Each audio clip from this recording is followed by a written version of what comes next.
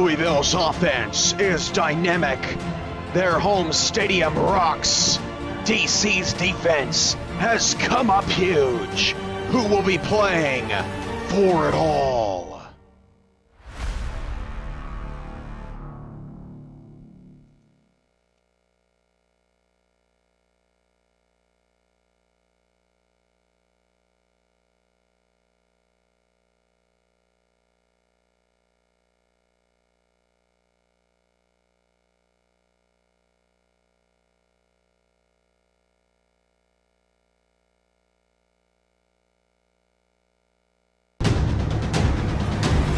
Tries to cut it right. Beautiful move by Snowden. He's in the open. Richard Snowden to the half. Touchdown, Dragons. And there he goes. Over straight. Touchdown. Wolfpack. Nate Shaw is all by himself, and you will never catch that man. Touchdown, New York, baby. Touchdown. The doctor is in. The Crabs have a lead. Tallahassee Pride!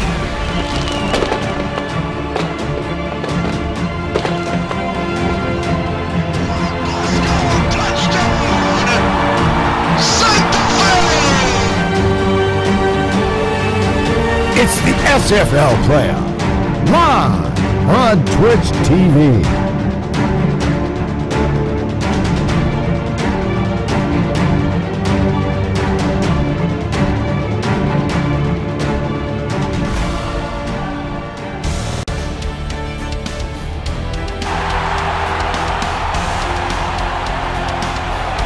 Welcome everyone to Blue Sun Stadium in Louisville, Kentucky. It's the second semifinal of the SFL playoffs. The Washington, D.C. Dragons against the Louisville Wolfpack. Alongside Mike Peters, I'm your play-by-play commentator. There's one mistake tonight, Cameron Irvine. How you doing, Mike? I'm doing great, man. It's one game away from the championship.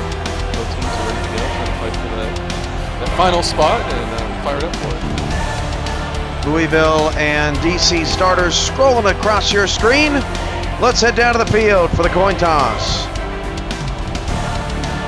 Mike, what do you see as your keys to the game as these two teams try to figure out who's going to get the ball first? How you doing?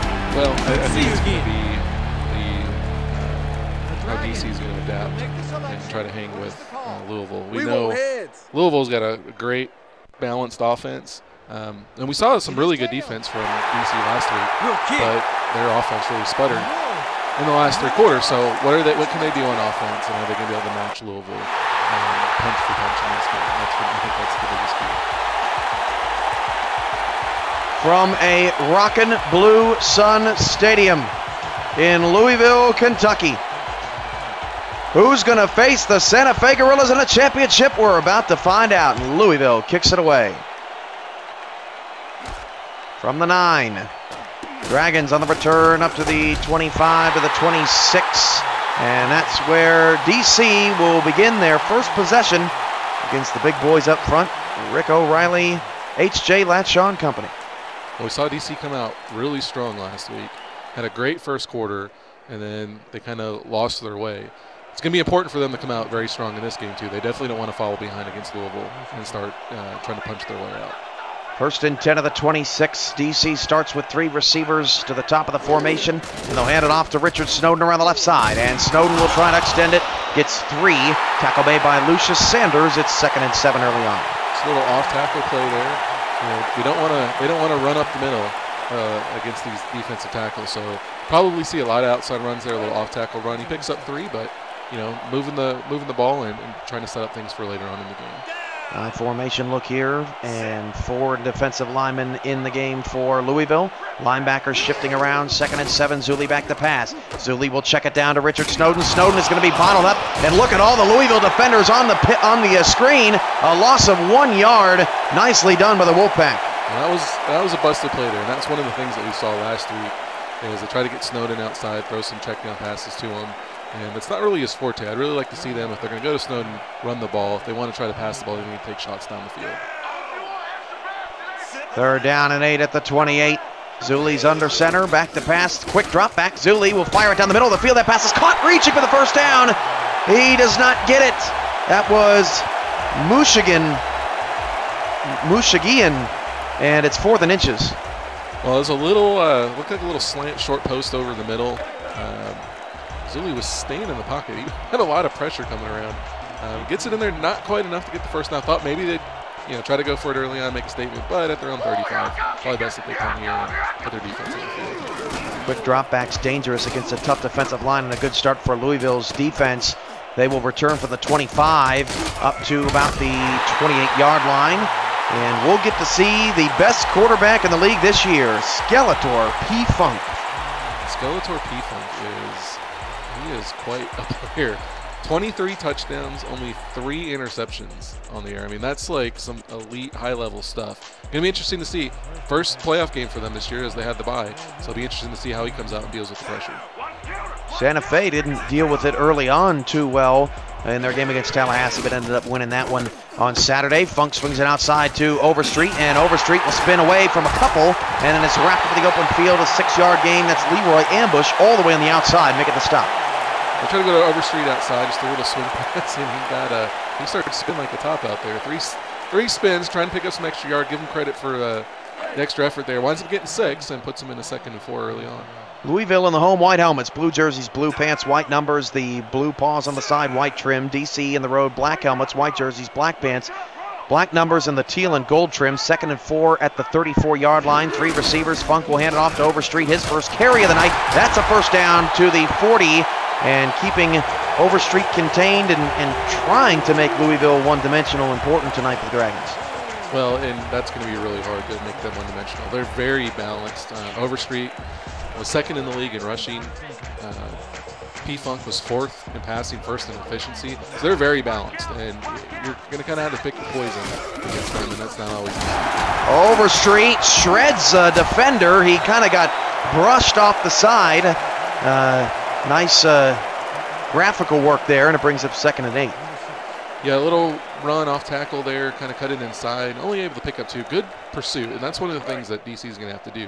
They're going to have to swarm, play to the ball very quickly, keep everything in front of them. But the danger is they have Corky on that side, so who could beat him deep. So it's going to be interesting to see how they adapt to that. 2nd and 8 at the 43. Louisville's 5th play of the drive. Swings it out, and that is Lawrence Kirkland. Nice open field tackle there by DJ Greenwood, who had a monster game last week. It's going to bring up 3rd down and 3. Actually, I said Kirkland. He's actually on DC. I'm confused. they got Blaylock and Kirkland out there, who are both really good receivers. Good size receivers, good possession receivers out there. So definitely can spread it around. 3rd down, 3 yards to go. And Louisville will try to convert. They'll hand it off to Overstreet. And Overstreet's going to be stopped by Ambush. Only a 1-yard pickup. Ambush, a nice job of plugging the hole, and that is a good start for the DC Dragons here on the road. Yeah, definitely have to like the way that the defense looked early on, doing exactly what they needed to. They're going to get yards, but you just want to hold them in a situation like that, put them in 3rd downs, make the stop on 3rd down, get them off the field, get your offense back out there. Now we got to see what the offense is going to do. They got off to a slow start, weren't able to do a whole lot. I'd like to see them go to Snowden, kind of pound the ball a little bit, take some shots deep down the field to Corky, and test that Louisville secondary. 4th down and 2. If any part of Louisville's defense is weak, it is that secondary, as DC returns up to the 15-yard line before getting smacked down 5 yards shy of the 20. And it'll be 1st down DC here early on alongside Mike Peters. I am Cameron Irvine, and this is the SFL semifinals on Twitch. Mike, they know you here. You're here, 2 possessions, 2 punts so far. Well, we talked about that before the game. It's going to be a defensive game, even though the #1 scoring offense in the league is out there. Early on, it looks like that. 1st and 10 for the 15. Zuli hit as he threw. That pass is incomplete. Nearly caught. Rick O'Reilly, the big fella, getting in, and he had a great regular season. Well, that's the big thing with Louisville is they got those 2 big defensive tackles in there, O'Reilly and Latshaw. They're going to put pressure up the middle, and you're going to have to get rid of the pass quickly. You're going to have to keep things outside, and if you don't, they're going to be in your face, and they're going to cause problems. Sanders, Khrushchev, Tolbert, Freeman, O'Reilly, and Latshaw are the top defenders for Louisville's defense. 2nd and 10. Zuli deep drop back for the first time tonight, and Zuli's going to be sacked. An 8-yard loss back of the 8, and I believe trying to get that. Was not Latch on the outside, but defensive end Ethan Lee making the stop. 3rd and long. Well, Latshaw and O'Reilly are the big guys in the middle. You got to worry about them. If your defensive ends are getting pressure also and they're creating havoc, that's going to be a really long night for DC. 3rd and 18. Zuli's got to be able to get rid of the ball. 3 receivers, 2 to the right side, out of the eye. Can't make a mistake down here on your own side of the field. Zuli deep drop back. He's going to fire and hit as he threw. That is a long pass, and it's Corky inside the 30, and the Dragons have the first touchdown of the night from his own goal line. Zuli with the 6. Wow, that was a huge play. Zuli had all kinds of time here. You see him sitting back there. Snowden's looking for somebody to block. Tons of time. I don't know what happened to the secondary out there. They let Corky, one of the fastest players in the league, get way behind him. He's wide open by a couple of yards, and he is off to the races. DC quickly out in front, 7-0. Extra point pending, of course. It's kind of, it's an assumed thing. They're at a 99.6%. Yeah, it is. It is. Boy, if we could only have a 33-yard extra point. See, the Pittsburgh kicker missed another one of those yesterday. Well, yeah, Pittsburgh's one of the top teams going for 2-point conversion, too. Yeah. I guess they have to be with a kicker like that. 7:01 to go in the first quarter. A huge play there as DC, for the 2nd straight week in the postseason, off to another hot start. That one was nearly blocked, and prove us wrong, but the kick is up and good. And the Dragons have the early road lead, as did Tallahassee Saturday in the other semifinal, 7-0. Well, as we talked about, or as usually happens when I'm on here, as soon as we say something, they try to prove us wrong on the field. So they almost did get in there and block that extra point. But now it's going to be interesting to see how Louisville's going to respond. They picked up a first down. They moved the ball a little bit, but then they stalled out. So P-Funk and company's got to come out here and do something. Try to answer and not start too far behind early on. Louisville is the #1 scoring offense in the league, 41 points per game. And we were talking about it pregame, Mike, how Louisville is so outstandingly balanced, and every single one of their key players are big-time threats. It's just you can't pick your poison because they're all poison. Well, it's really hard. You got Overstreet, who averages 200 yards a game, and then you got Blaylock and Kirkland, who are both averaging over 100 yards a game with receivers. I mean, really, what do you do to try to stop them? Funk back to pass, going to swing it out Overstreet. That's his 2nd catch out of the backfield. This only gets 1 yard. And again, DJ Greenwood was on the tackle. And DJ Greenwood he has just reached another level here in the postseason. The 5-season vet, played for 4 different teams. He's really settling in as a Dragon. Well, he had 2 picks last week. It was huge in that win over New York. So he's already coming up making tackles here. His play is going to be key to this game for the DC defense. 2nd down, 9 at the 30. Tight set. 2 in the backfield here for Funk. Haven't seen Funk really unload the ball downfield at all. David Overstreet's going to try to break through a tackle, pick up 5. And we've got an injured player on the field. That is tight end Jed Azuma. It's 3rd and 4. Well, we're already going to have to go to the bench. The tight end isn't one of the key players on the game or on the team, and now they're going to have to go dig way deep into their bench and find another tight end to fill that role, both as a blocker for Overstreet and, a little bit in the passing game. So could be something that winds up affecting them. I would think with the tools that they have and the weapons that they have, Louisville will be able to adapt without that, but we'll be interested to see if that plays a role. 3rd down and 4 now here for Louisville, out of the eye, with Lawrence Kirkland, the lone receiver, to the top of the screen. A.J. Blaylock, a league-leading 11 touchdowns, has not caught a pass here in the first quarter. Hand off to Overstreet. He's got a first down. Overstreet to the 44-yard line, a gain of 10, a quick 10 for Overstreet. 25 yards on 5 carries. First down, Wolfpack. Well, it looks like Louisville early on is going to focus on Overstreet. They're pounding the ball, and they're moving it pretty well. He's averaging 5 yards per carry, and that kind of looks like their MO early on. Now, maybe after last week, they don't want to test that DC secondary that came up with 4 picks. So maybe they're like, okay, let's pound the ball. We'll have to see how it goes. You do have the #1 passer in the league, so that will be interesting to see if they continue to do that or if they let Skeletor P-Funk open up as the game goes along. Blaylock and Kirkland are the receivers. Overstreet will take his 6th carry, and Overstreet will bounce off a tackle and pick up 4. And as long as Overstreet is churning out the yards, it's early on. He's not tired, and he continues to pick up a good chunk on first down. Well, that's a good point. If they go to him too often early on, we've seen that with He Park Chol. Or Park Heechul, as some would call him. Sorry. We've seen that with him tiring out later in games. And Snowden, like too. And Snowden last week did that. So that's a good point. That's something to keep an eye on as well. Funk out of the gun, back to pass on 2nd and 6. Looks Blaylock's direction. That pass is caught just shy of the sticks. Going to bring up 3rd down and 1. Blaylock, a nice easy pitch to unrattle some nerves of the passing game. Well, it's good, yeah. As you said, get Skeletor P-Funk, get him ready, get the first pass out of the way, complete a pass. Get Blaylock involved. Blaylock got 11 touchdowns, led the league in touchdown receptions. So getting him involved early and keeping him active is going to be really key to their offense as well. 3rd down, 1 yard to go at the DC 47-yard line. Funk's out of the gun with 2 receivers, both to the right side. Ball's right in the middle of the field. And Funk will drop back to pass, fire it over the middle. That pass is caught in between double coverage to the DC 36. That's Blaylock again. And smaller than Kirkland, but more effective, and Blaylock's got a 1st down. Well, Blaylock's still good size. He's 6'3", 196. So he's not a diminutive receiver. Did lead the team with 62 receptions, 901 yards, and 11 touchdowns. So he's definitely going to be a big part of this offense today.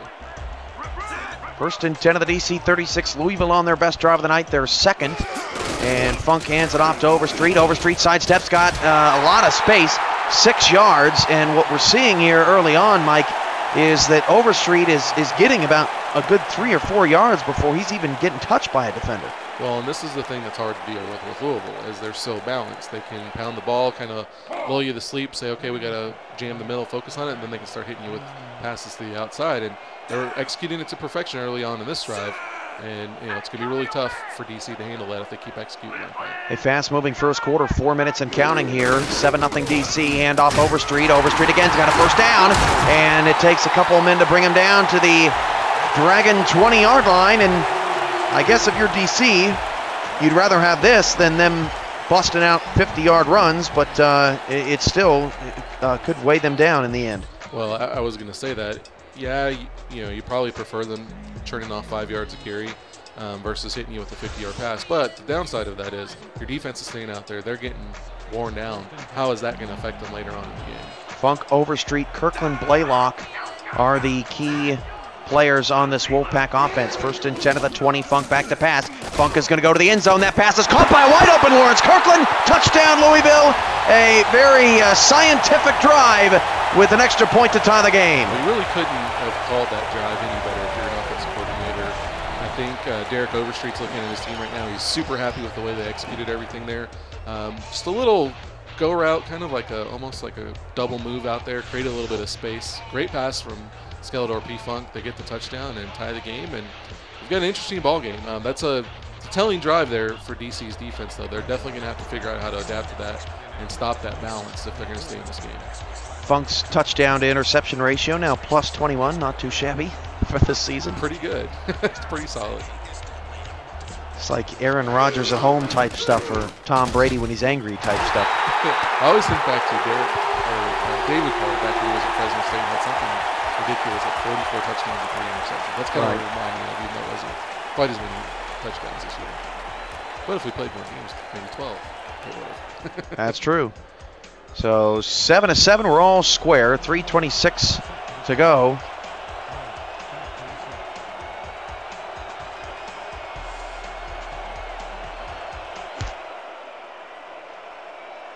And DC on the return.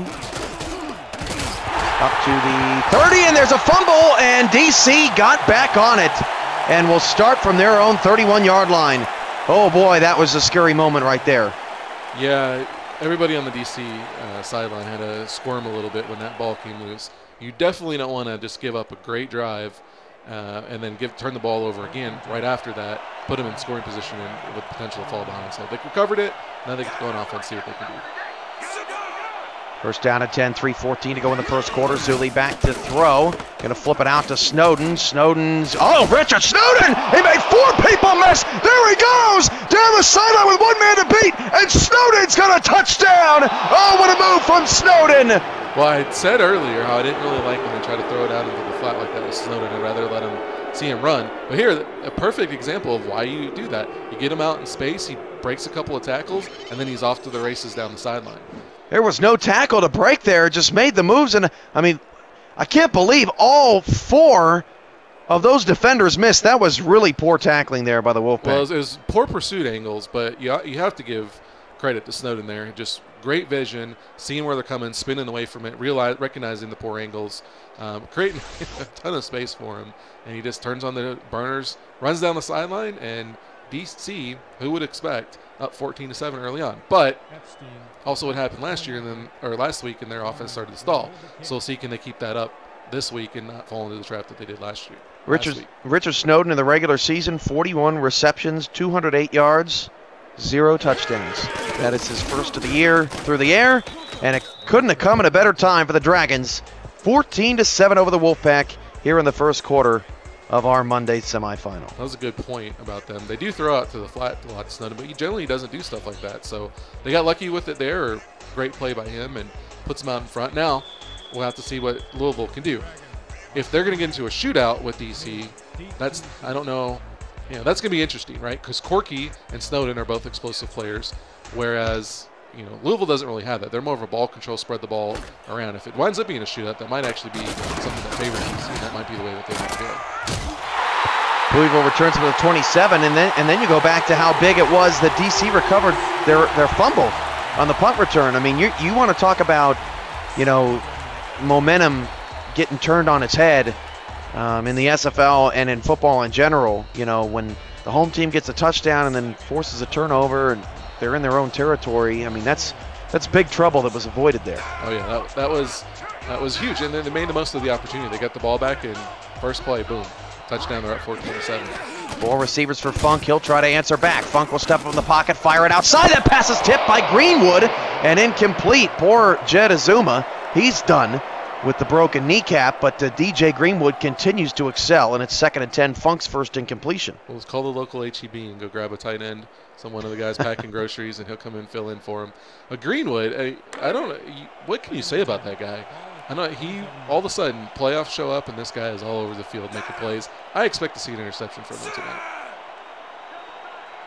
Out of the eye with Kirkland bottom of the screen. Kirkland has a catch. Blaylock has a couple. Overstreet will take the handoff. Breaks off a tackle. Overstreet only 1 yard, and it's going to bring up 3rd down and 9, and we'll see how Louisville handles the 3rd down situation once again. Ambush on the tackle. Louisville pretty good in the regular season on 3rd downs, but they have struggled tonight so far. Well, they have. They did. I believe they led the league in 3rd downs. Yeah, 59%. So wow. 59%. I mean, that's amazing, but they probably weren't a lot of them 3rd and 9, and you definitely want to put yourself in that situation. Definitely hard to get out of. Funk back to pass over the middle of that pass. Caught, and a nice job holding him short of the 1st down. That was, I believe, ambush again. And trying to see who made that catch, couldn't get a name, but either way, 4th and 1. I think it was the HEB sack. He got that one. But that's a huge thing. Like, people don't realize how big 3rd downs are, and the difference between a 3rd and 7 and a 3rd and 9. That's different right there. 1 yard. They're 1 yard short. Now they have to punt. Had they picked up a couple of yards earlier on, it could have been the difference of them picking up that 1st down. So if you're just tuning in, DC gets the, oh wow, and a nice little punt return as well up to the 32-yard line. Louisville having a tough time tackling these Dragons. If you're just joining us, the Dragons got on the board first with a long ball, and I mean a long shot to Zach Zulli. He needed everything to get that ball down the field. That made it 7-0. Louisville came right back. A touchdown pass to Lawrence Kirkland, and then Zach Zulli, his 2nd touchdown pass goes to Richard Snowden, and he did all the dirty work, and it's 14-7. And it's 1st and 10 at the 32 for the Dragons to start the drive. 3 receivers with 2 to the left side, 4 down linemen, and Zulli drops back to throw. And Zulli steps up, got hit by O'Reilly, and the pass is incomplete, and O'Reilly caused that poor throw. Those defensive tackles up there created pressure up the middle and forced Zulli to kind of throw a weird-looking pass out there in the flat. The pressure made him rush it a little bit, and he threw it out of bounds. And so wasted play, 2nd and 10, and see how they adapt here on 2nd down. That's a big boy. That is a big boy. 2nd and 10 at the 32. There's a reason why he led the league in tackles with 19, or tackles for loss with 19, I should say. Dragons up 14-7, trying to pull a monster upset here. In the final game before the championship, Richard Snowden takes a carry 1 yard. Aaron Tolbert, who's an underrated run stopper at strong safety, makes the stop. Well, that's what they're definitely going to need on the Louisville defense. you can expect DC to go outside, try to stay away from those big deep tackles in the middle. So they're going to need their safeties and their linebackers to come up and make plays in there. As you saw with Tolbert there, he stuffed the run, puts them in a 3rd and 9 like we talked about, but Louisville had struggled with it. So now DC's in that spot, so they can do it. 3rd and 9, Zuli adjusting the play. He's out of the gun. 3 receivers, back to pass. Zuli will throw a slant, and it's picked off at the 37-yard line. That was Aaron Tolbert to the 37, number 37, and a big turnover there for the Dragons. Well, Tolbert just reads that play. It was actually, I don't really like the pass there by Zuli.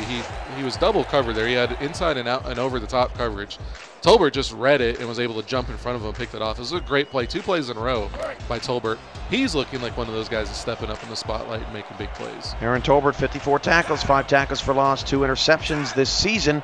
One of 2 key players on the Wolfpack defense to record a pick this year. 1st and 10 at the 37 now. Great field position for Funk. Overstreet bounces off a tackle and picks up 7. He makes 7 yards look easier than most running backs do. He does, and he kind of just slithers through holes. But I actually thought he had a hole on the left side of the line that was a little bit bigger that maybe he could have got more. I was kind of surprised to see him cut it back inside behind the interior of the line, but he still picks up 7 and gets in a 2nd and 3rd. So Zuli makes his first mistake of the game. He had just 6 interceptions in the regular season, but did struggle last week against New York. Hand off to Overstreet around the left side. Overstreet makes a couple of men miss thanks to a vicious stiff arm there, and that's another 1st down. 11 carries in the 1st quarter for David Overstreet. He's getting a lot of work early on, and that's going to be interesting to see how he adapts as the game goes along. Is he going to tire out, and is it going to have to go more on P-Funk's shoulders? But as we've seen throughout the year, P-Funk's able to carry that load, and maybe that's kind of what they're looking to do. 1st and 10 of the 24. Louisville on the move following the Zuli interception, our first turnover of the night. And Funk will drop back to pass, flip it out to Overstreet, his 3rd reception, and Overstreet picks up 5 on the catch over to the DC 19. And that is the end of the 1st quarter.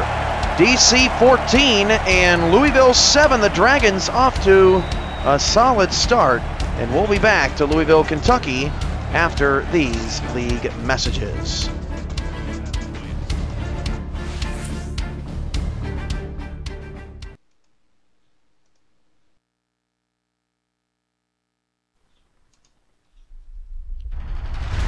Football video games for 25 years have failed to bring you a total game day experience.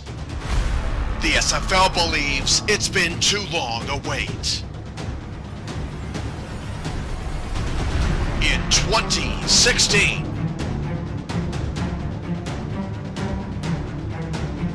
a total game day experience arrives.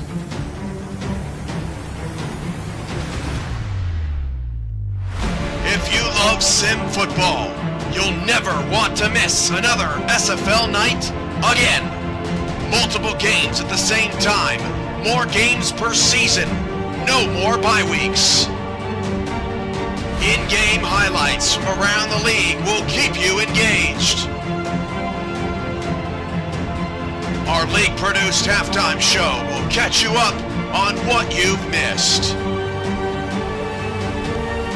Customization of your complete roster gives each team a unique brand. An extra star or 2 won't hurt either. A new league website brings fans the incredible detail of the SFL to the forefront. Play-by-play 3 nights a week in prime time? You got it! The SFL is partnering with PX1 Sports, bringing Irvine to epic Madden matchups starting in September. Mark your calendars, Sunday, September 27th, 5 p.m. Eastern. The SFL Championship will feature a 4-man commentating crew. It's time to hype next level sim. Our doors are now open. Be the player, be the coach, be the owner, be the league, be the drama. Grab a seat.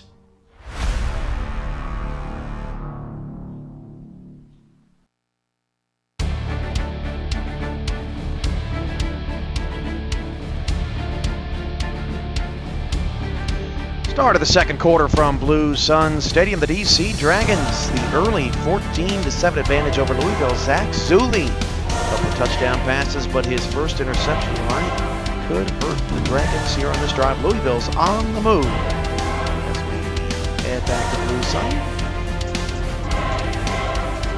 And we prepare for the second quarter.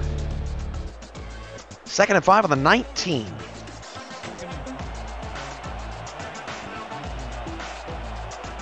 And we've got two receivers split outside for the Wolfpack. 4-3 defense with the linebackers showing blitz. They back off and bring a blitz from the safety, and Funk swings it outside. Oh, it's dropped off the hands of the intended receiver. Going to be 3rd down and 5, a wide open receiver. Skelter Funk can't believe it. Gibbs dropped the pass. Yeah, well, you know Gibbs' rules. One of them is hold on to the ball in there. He didn't know if you're an NCIS guy or not, but Gibbs' rules, you're not really paying attention. You tried throwing out South Park references on me last week. So yeah. I thought I'd come back and throw something on you. It's only fair, you know. It's only fair. 3rd down 5, and Funk is going to flip it outside. Kirkland to go back for it, and he's 1 yard shy of the 1st down. It's his 3rd catch of the night, but that pass just a little bit off the mark, 4th down. Well, one of the things that John Madden always would say in Madden video games is, or actually I think it's Phil Sims, why do you run a route short of a 1st down? And we see that there. He runs it just a little bit short of the 1st down, puts him in 4th and 1, but looks like they're going to go for it here and try to tie this game up. Down 1 yard to go. Overstreet's in the backfield, down to 12 on the play clock. And looks like they're going to go for the hard count, and in a 14-7 game. They got him. And they got him. Funk, that's a sack, but it's not going to matter. And nice premature call there, and it's 1st down for the Wolfpack. Thanks for stealing the thunder. Sorry about that. I got a little excited, and my premonition came out. My ESP that my mom gave me, it showed through there. So, with that awkwardness, it's 1st down for Louisville on the first penalty of the night. 1st and goal from the 10 for the Wolfpack, and that's a nice job by Skeletor P. Funk. You don't normally see that. So often that doesn't work out. But and off to Overstreet, and he gets to the 6-yard line. That's a 4-yard gain. Going to be 2nd and goal, and the drive continues for Louisville. And it's interesting sort of how both teams have approached the game in exact opposite ways. DC has scored and been sort of flamboyant with big plays, and Louisville hasn't had any of those. Well, Louisville's not that kind of team. They they're always going to try to just nickel and dime down the field, smart drives, and make plays. DC can do that, but in this game against this offense, I think they have to go for the big plays, and that's what they've done, and that's worked out for them so far. Are they going to be able to keep that up as the game goes along? Is their defense going to be able to slow down Louisville? Those are going to be the questions that need to be answered as well.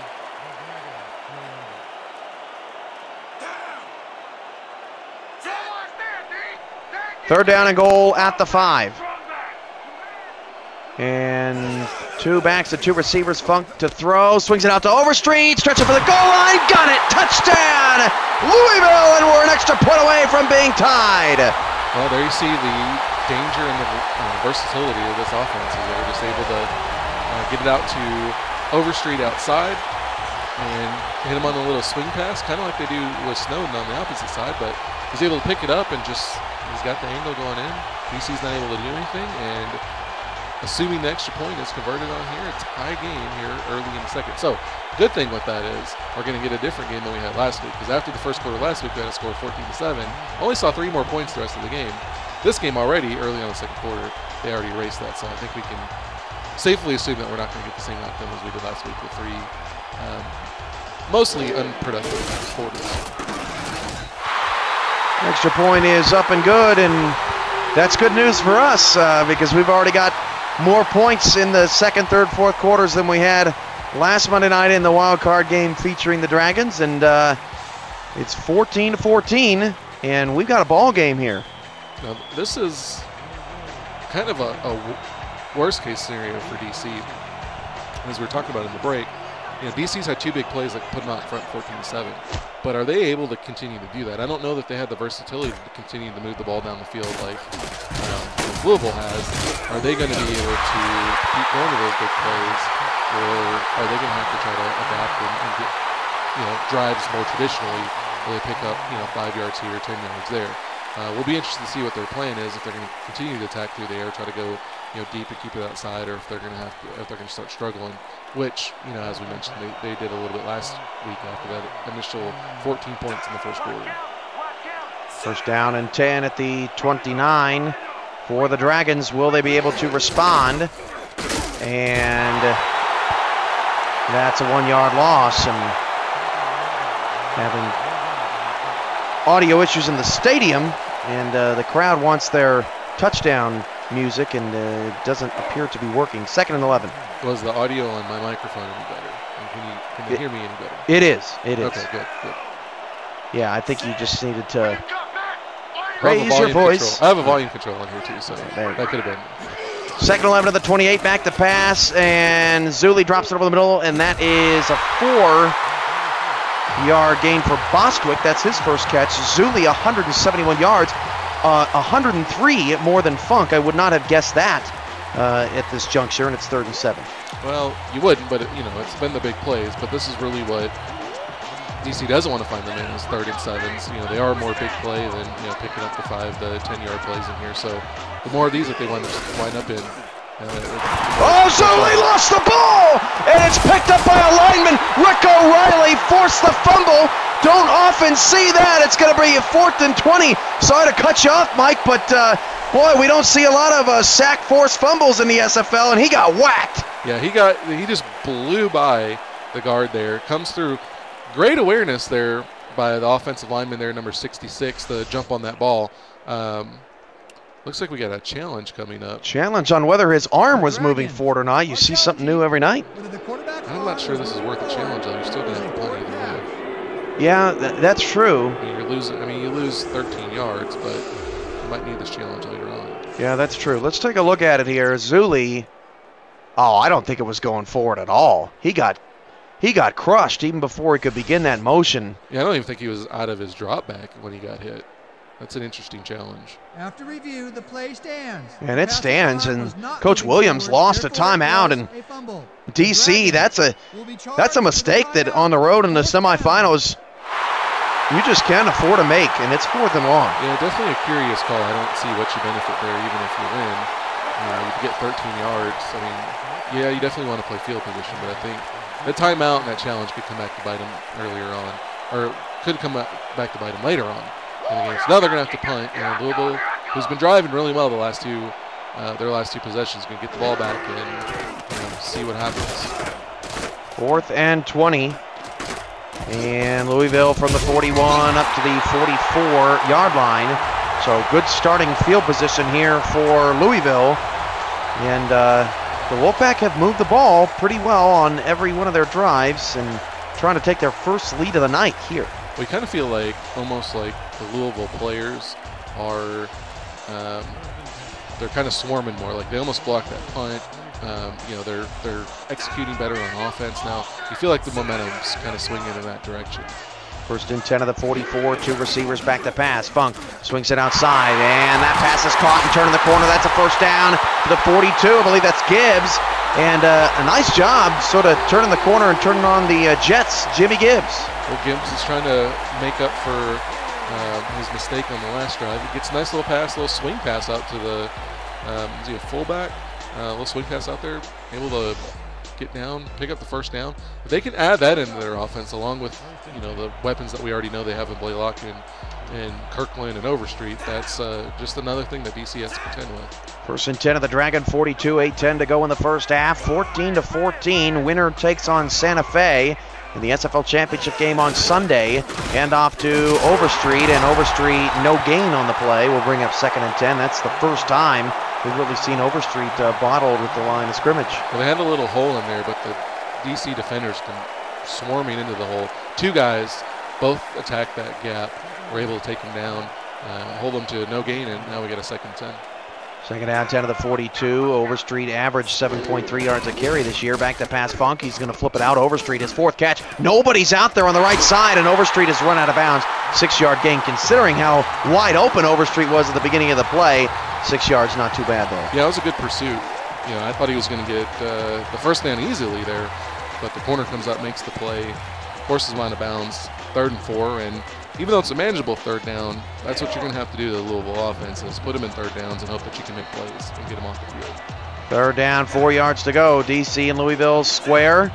And the Wolfpack on the move again, just outside of field goal range. They'd love to get in it. Out of the eye, back to pass, Funk. Funk pump fake, goes down the middle of the field. That pass is incomplete. And a nice job by Oakenshield coming over the top and making the play to force the 4th down. Well, you don't see Skeletor P-Funk make those kind of mistakes like that. He threw that into a lot of traffic, and he didn't really need to. You know, he tried to get a big play down the middle, kind of forced into the traffic. He was fortunate that it didn't turn out to be an interception, but DC did what they needed to do, put him in 3rd down, come up, make a play, force the turnover, get the ball back, and see if they can do something now on offense. Oakenshield, another Harvard SFL grad, actually was on the same team as Ianojo Abarazzo in college, as the fair catch is called for at the 12-yard line, so that's where the Dragons will take over with it, and no punt inside the 5 here tonight for Louisville thus far, like Santa Fe got in the second half last week. Well, that was in the 4th quarter, so there's still plenty of time for that to happen. Good point. So DC's coming back out. Let's see what they can do. Struggled a little bit in the last couple drives. They're going to need to put something together here, and ideally get some points on the board and get the lead back and get some confidence back in the offense. 1st down, 10 yards to go for DC, and back to pass is Zuli, swings it outside. Oh, what a catch from Corky. His first grab since the long touchdown catch, but that's a difficult throw to make right over the outstretched arms of Sanders. Kind of a risky throw. I guess if you're going to make that throw, you do it with Corky, who's not only got great speed and can get open and beat you deep, but it's got good hands that can make a catch like that. He wound up placing it just perfectly. Corky makes the grab, 2nd and 5. And good 1st down play. Faust with just 1 catch. Revan does not have a catch tonight. Snowden tried to stretch it outside. Haven't seen a lot of Snowden on the ground tonight. That's a 1-yard loss, and it brings up 3rd and 6. Yeah, they haven't really gone to Snowden, which is kind of interesting. He was the 3rd leading rusher in the league, 174.1 yards per game. But he did have the pass outside. I think, we talked about this before the game. DC is going to probably look to try to run outside more. So they're going to throw some swing passes to him, get him outside running, maybe take some shots down the field, and that's what we've been seeing so far. Back to pass Zuli, and Zuli will step up in the pocket, fire down the middle of the field. That pass is caught. That's Corky to the 29, 1st down. A nice job by Zuli, not getting scared after the last 3rd down. He just got creamed. Well, and that's the thing with Zuli. He's not a flashy guy, but he did finish 2nd in the league in quarterback efficiency. He's not going to put up huge numbers necessarily, or the 23 touchdowns, 3 interceptions. But if you give him time and let his receivers create some space out there, he will find them. And he got good protection there, and he was able to pick up 1st down on the drive. Out of the eye, halfway through the 2nd quarter, 3 receivers for Zuli. Zuli back to pass and floats it down the middle. That's Revan. That's a 5-yard pickup, quick slant. They tried to hit. They tried a similar play on the last drive, and it got picked off. This time, reception made. Well, just a little underneath in route right there. Just pick up a few yards. Instead of trying to run it up the middle, they're just going to try to use these to try to move the chains a little bit. Maybe even lull them to sleep, see if they can pull that defense up, and then take another shot deep down the field. 2nd and 5, a tie ball game here from Blue Sun Stadium. Been a fantastic game. Handoff to Snowden, and he cuts it back up the middle, and Richard Snowden is off to the races past the 45. He is going to be dragged down. Ezekiel Freeman saved a touchdown. A beautiful 2nd effort there. Snowden with 32 yards. He had 2 in the 1st half before that carry, and couldn't have come at a better time for the Dragons. Well, nice versatility here by the DC offense. As we said, they've kind of been working it outside.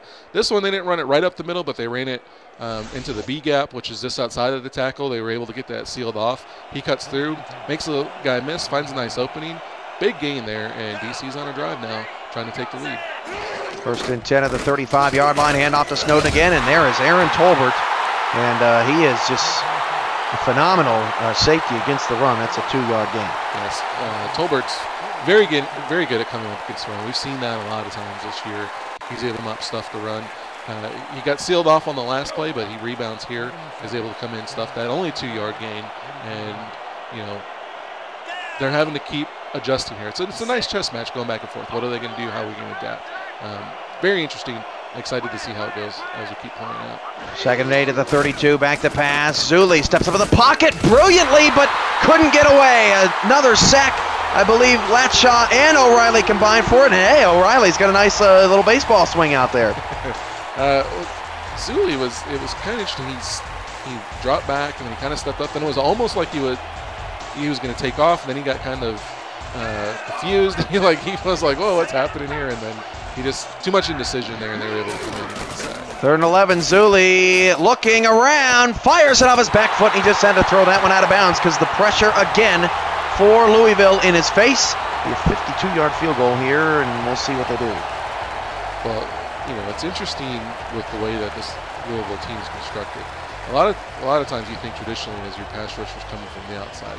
Louisville builds it with the inside with 2 big defensive tackles, O'Reilly being the one who can really get pressure. And we've seen it early on already in this game, and that's a big challenge for this offensive line. They haven't been able to stop it. He's getting a lot of pressure, and it's forcing Zulu to make some bad decisions early on. That continues to go. DC's really going to have to figure out how to counteract that, get some plays off quicker so that to kind of offset it.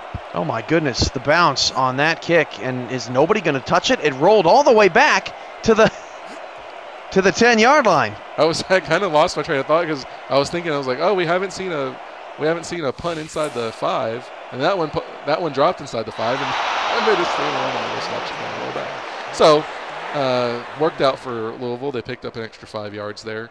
Skeletor P-Funk coming out. It's got 90 yards to go here. He's going to try to answer back, see if he can put Louisville out in front. After they tied it up, teams are trying to feel each other out now. Defenses are playing pretty well. Be interesting to see which one of these teams is able to make the right adjustment and get the next score on the board and take the lead, and then if they can hold it after that. Hundreds of SFL games so far, and I don't think I've ever seen a ball bounce at the 10 to the 5 and then roll back to the 10 while everyone sat there and watched it. I'm not quite sure what the Dragons were thinking there, but we'll move on as Kirkland gets his 4th grab, and it's 2nd down at 7, and if I was DC, I may not get the ball back here at the end of the first half because Louisville possesses the ball so well. Well, if I'm Louisville, that's exactly what I want to do. I want to try to move it down the field, and whether it's kick a field goal or score a touchdown, try to do it with as little time as possible left and go into the half with the lead. Trips left. And Funk drops to throw, and Funk is going to float it. Oh, man, Oakenshield stopped, and Blaylock dropped a touchdown. That whole play, DC is very lucky. Go out and buy a lotto ticket. Well, Blaylock, as we talked about, led the league in receiving touchdowns with 11 in just 8 games. And he was he was gone, and just a very uncharacteristic drop for him. And now it's another 3rd down for Louisville. He was as shocked as I was that Oakenshield just stopped playing defense, and Funk throws it over the middle and nearly threw an interception. Leroy Ambush knocks it away, and it's 4th down. And we were just talking about, Louisville possessing the ball for so long. They had it for 24 seconds, and now they have to kick it away. Well, definitely not the way that they wanted that to go. But this is one of those things that we saw last week. Early on in last week's game, DC's defense kind of had to take some shots and kind of figure out what New York was going to do. But then they adjusted as the game went along, and they didn't allow them to score the last 3 quarters of the game. So I think we're seeing that early on as DC's making some adjustments to what Louisville's doing, and it's being really effective right now. Put them in a position to get the ball back, and maybe they can go on the board here and take the lead at halftime. So both teams have missed a couple of opportunities here. DC missed an opportunity to pin, that's a nice hit there, to pin Louisville inside the 5. Couldn't do it on the punt, and then Louisville missed a bigger opportunity at a touchdown. It results in DC getting the ball back in Louisville territory on the road, tie ball game. An impressive showing here out of the Dragons because Louisville in this stadium, no one's even come close. Well, nobody's come close in the last 7 weeks. A 7-game winning streak for Louisville, and so DC, the way they played early on, it's very impressive. And the coaching staff of DC definitely has to be proud of the way their guys are playing. Zuli back to pass. He's in trouble, and he's dropped again. Rick O'Reilly is wreaking havoc on this first half as he flexes muscles or fat or whatever his mama calls it, and it's a 2nd and very long now. Well, DC's going to have to do something. We saw it early on, and we knew that this was going to be an issue, but DC was able to get some big plays. But now O'Reilly's really taken over this game on the defensive line, and DC's going to have to do something to adjust to that and not let him keep putting that pressure up the middle. They're going to have to loosen him in the chip block. They have to make some quicker throws. They have to do something. They can't keep allowing him in the backfield. Zulli again back to throw, and he's crushed by Lee on the outside. A 5-yard loss. It's 3rd and 21, and I'm a little stunned. You know, when you're facing a great pass rush, you know, you throw screens, you run the ball to sort of slow them down, and DC's just not doing a lot of that right now. No, and this drive's a little bit different because it's, you know, a little bit less time, so they're trying to find, move the ball down the field in a little bit bigger chunks of yardage. But yeah, this line is really having a tough time with the defensive line of Louisville, and they're going to have to do something to adjust to this at the half because they're going to be in big trouble if this continues. Zulli almost sacked again, swings it out to Snowden. Snowden bounces off a tackle and picks up 3. Tolbert again on the tackle. He is just shutting down this near side. The clock will continue to run. 4th and 18. Could have been worse for the Dragons. They'll now have a chance to pin Louisville deep once again. Well, and that's what they need to do more of here. They're going to have to get them out, as you mentioned, and get these short plays. And that's kind of what they were doing in the first quarter. Either they took the shot deep to Corky because he was wide open, but then they hit Snowden out in the flat.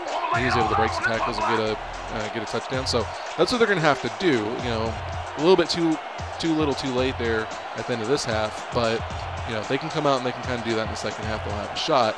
But they're really going to have to do something to adjust to this defense. Louisville is just dominating right now. Louisville has all 3 timeouts. Sorry about that, Micah. And this punt will go to the 16, returned up to the 18-yard line. So Funk, 1 minute and 6 seconds, 3 timeouts from the 18-yard line.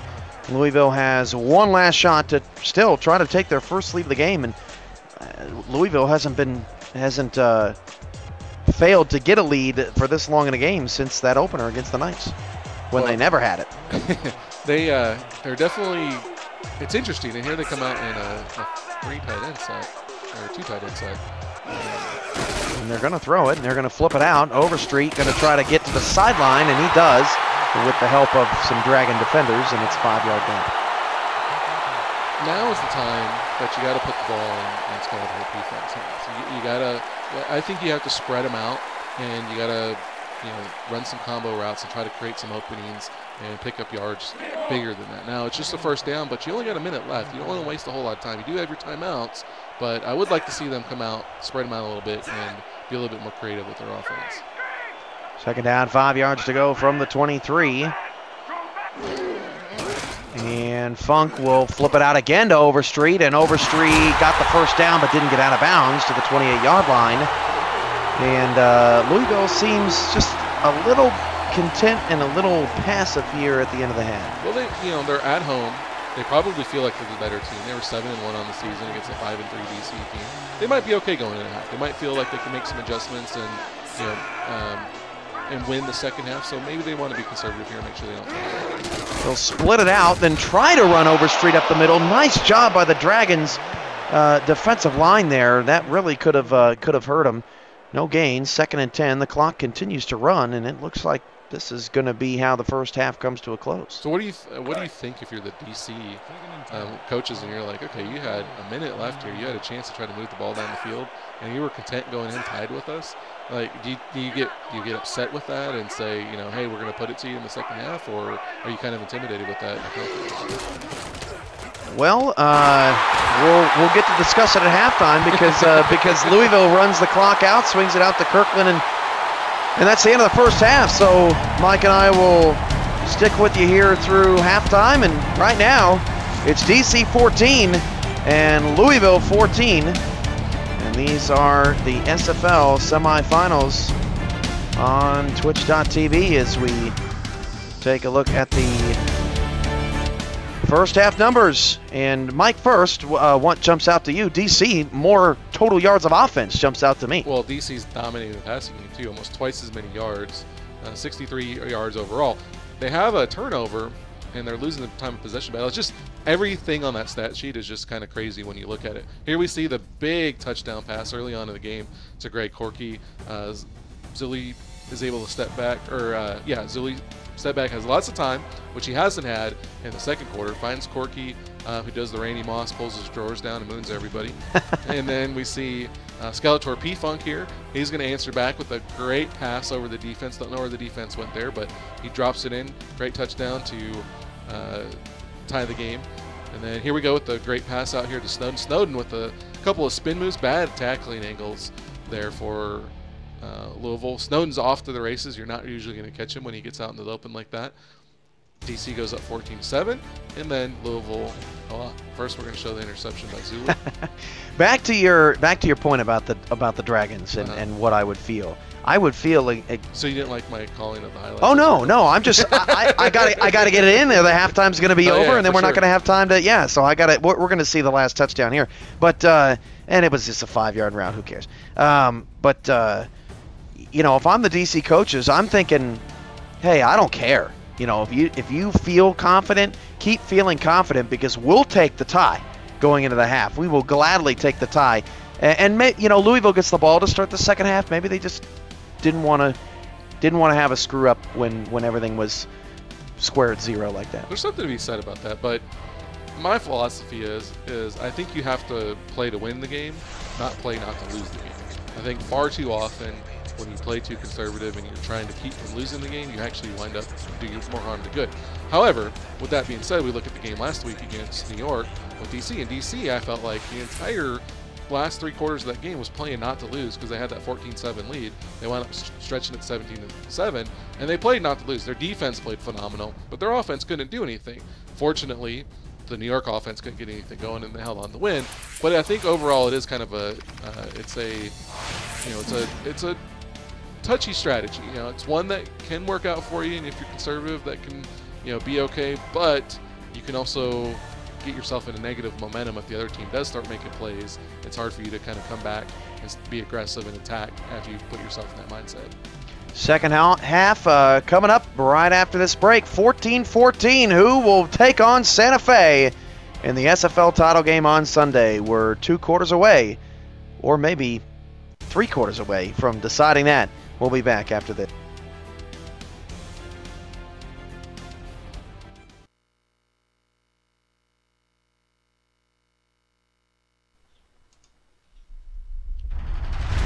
Football video games for 25 years have failed to bring you a total game day experience.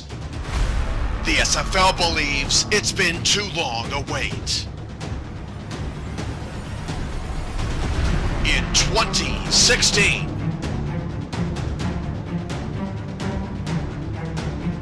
a total game day experience arrives.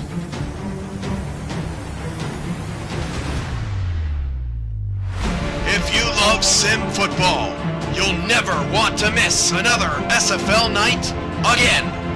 Multiple games at the same time, more games per season, no more bye weeks. In-game highlights from around the league will keep you engaged. Our league-produced halftime show will catch you up on what you've missed. Customization of your complete roster gives each team a unique brand. An extra star or 2 won't hurt either. A new league website brings fans the incredible detail of the SFL to the forefront. Play-by-play 3 nights a week in prime time? You got it! The SFL is partnering with PX1 Sports, bringing Irvine to epic Madden matchups starting in September. Mark your calendars, Sunday, September 27th, 5 p.m. Eastern. The SFL Championship will feature a 4-man commentating crew. It's time to hype next level sim. Our doors are now open. Be the player, be the coach, be the owner, be the league, be the drama. Grab a seat.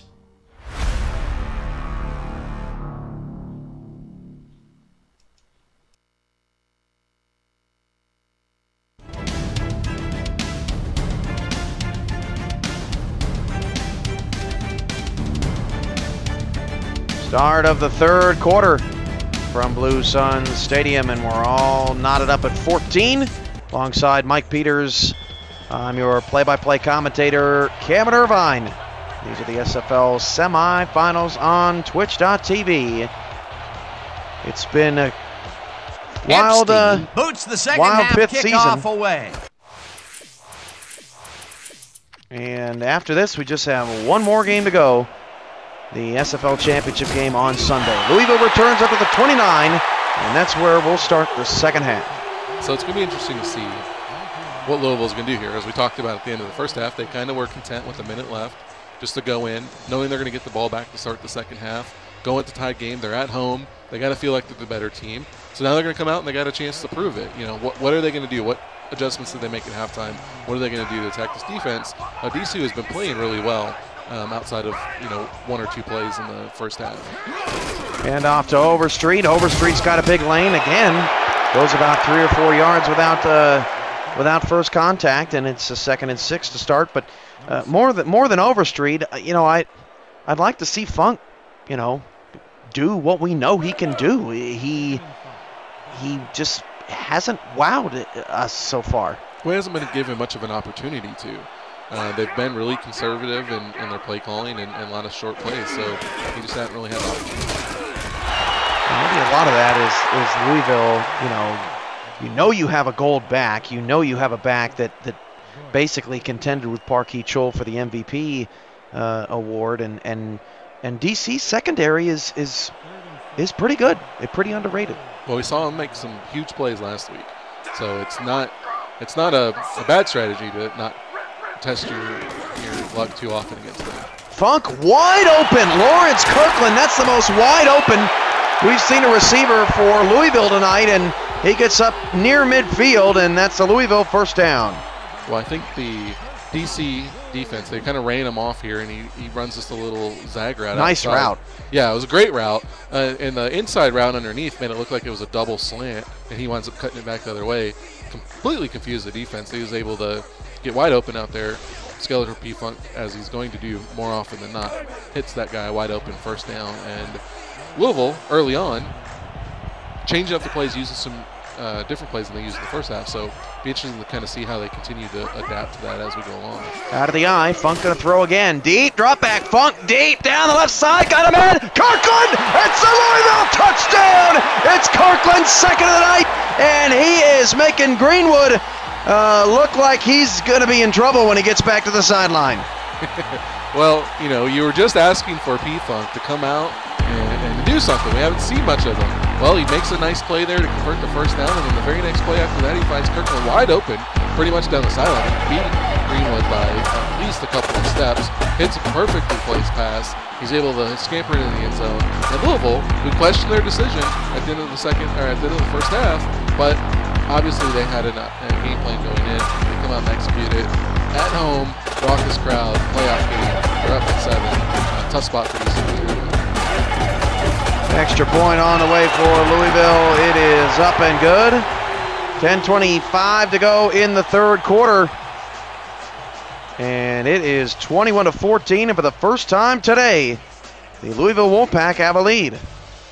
That is true. That is the first time. And who would have thought that we would see that in this game? I think most people would expect that it was going to be DC playing catch-up, but it's been Louisville. But now DC's in that position. They're going to have to play catch-up. They're down by 7. They get the ball back. They haven't looked great on offense outside of the first quarter, so, you know, how are they going to be able to respond here? And DC, a nice kickoff return out to the 36.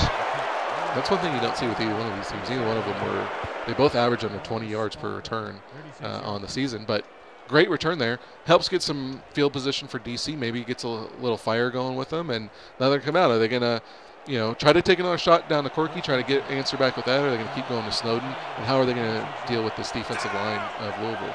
Yeah, that was a big story in the first half, just the amount of pressure Rick O'Reilly and H.J. Latchon Company were able to get on Zach Zulli. Snowden takes the handoff, and he lost 2 yards. Snowden's still stuck on 34 yards rushing, and he needs a helping hand, and it's 2nd and 12.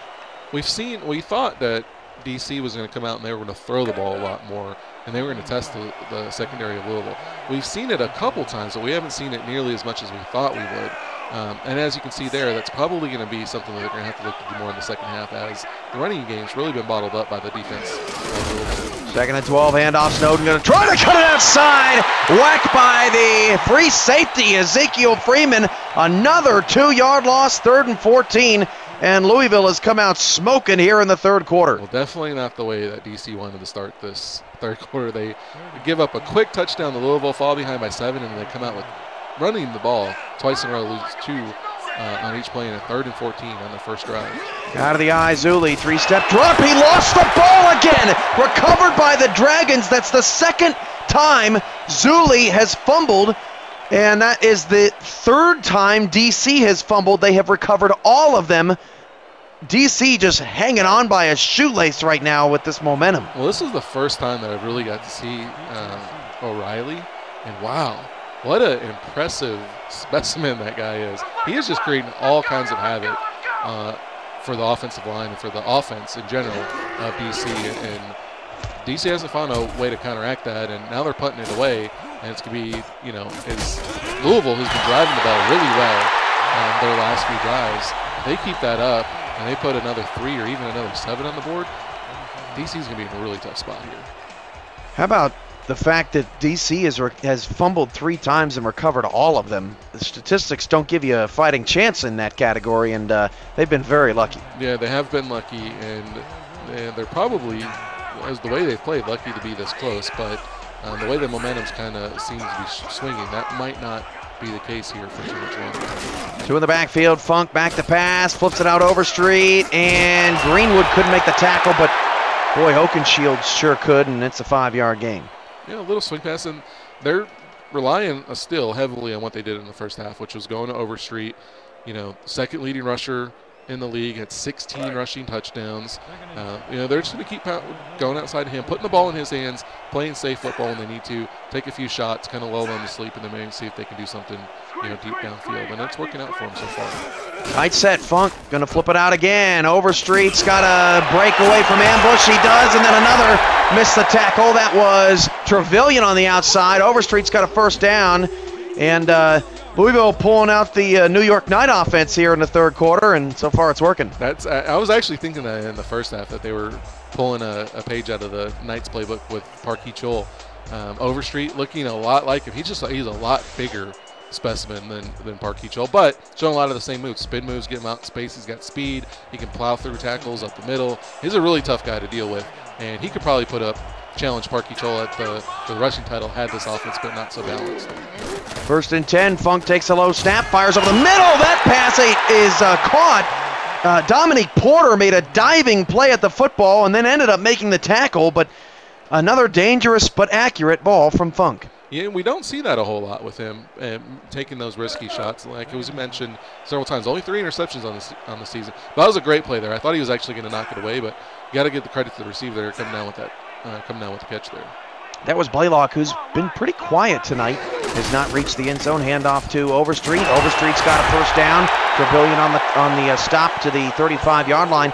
Louisville driving again, and DC needs to be careful here because, I mean, they've just had the ball 3 plays here in the 3rd, and they could end up being down by 2 scores before they move the chains here in the 2nd half. They need a big play on defense right now. They need to stop for sure.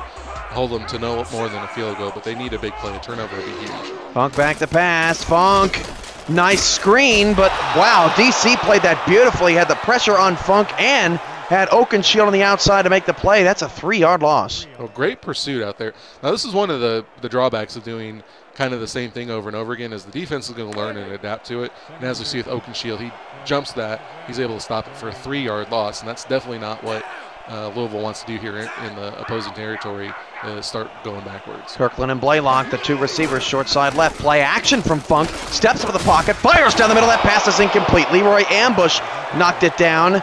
And Ambush has a couple of passes defended tonight. 3rd and long outside of field goal range. This is the play that the Dragons needed. Well, we're talking about that they need a big play. We definitely need to get a stop. But Ambush has an opportunity there. Now, he only got 1 hand out there. I thought he had a better opportunity to pick that off than he did. But opportunity to make a big play. They weren't able to do it, but they still have him in 3rd and 13. And as we've seen, not only tonight, but just in general, long third downs like this are really difficult to convert in this league, and so they've got an opportunity to get the ball back here, still only down 7.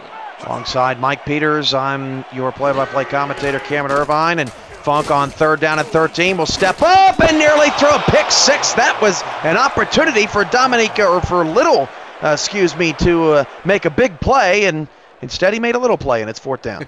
Well, you know, three times there, I felt like DC had an opportunity to change the flow of the game, and they missed on all 3. And that could come back to bite them. If they get the ball back here and they're not able to score, they're going to look back at this series right here where they had 3 opportunities on defense to turn the ball over, especially that last one. Could have been a pick 6.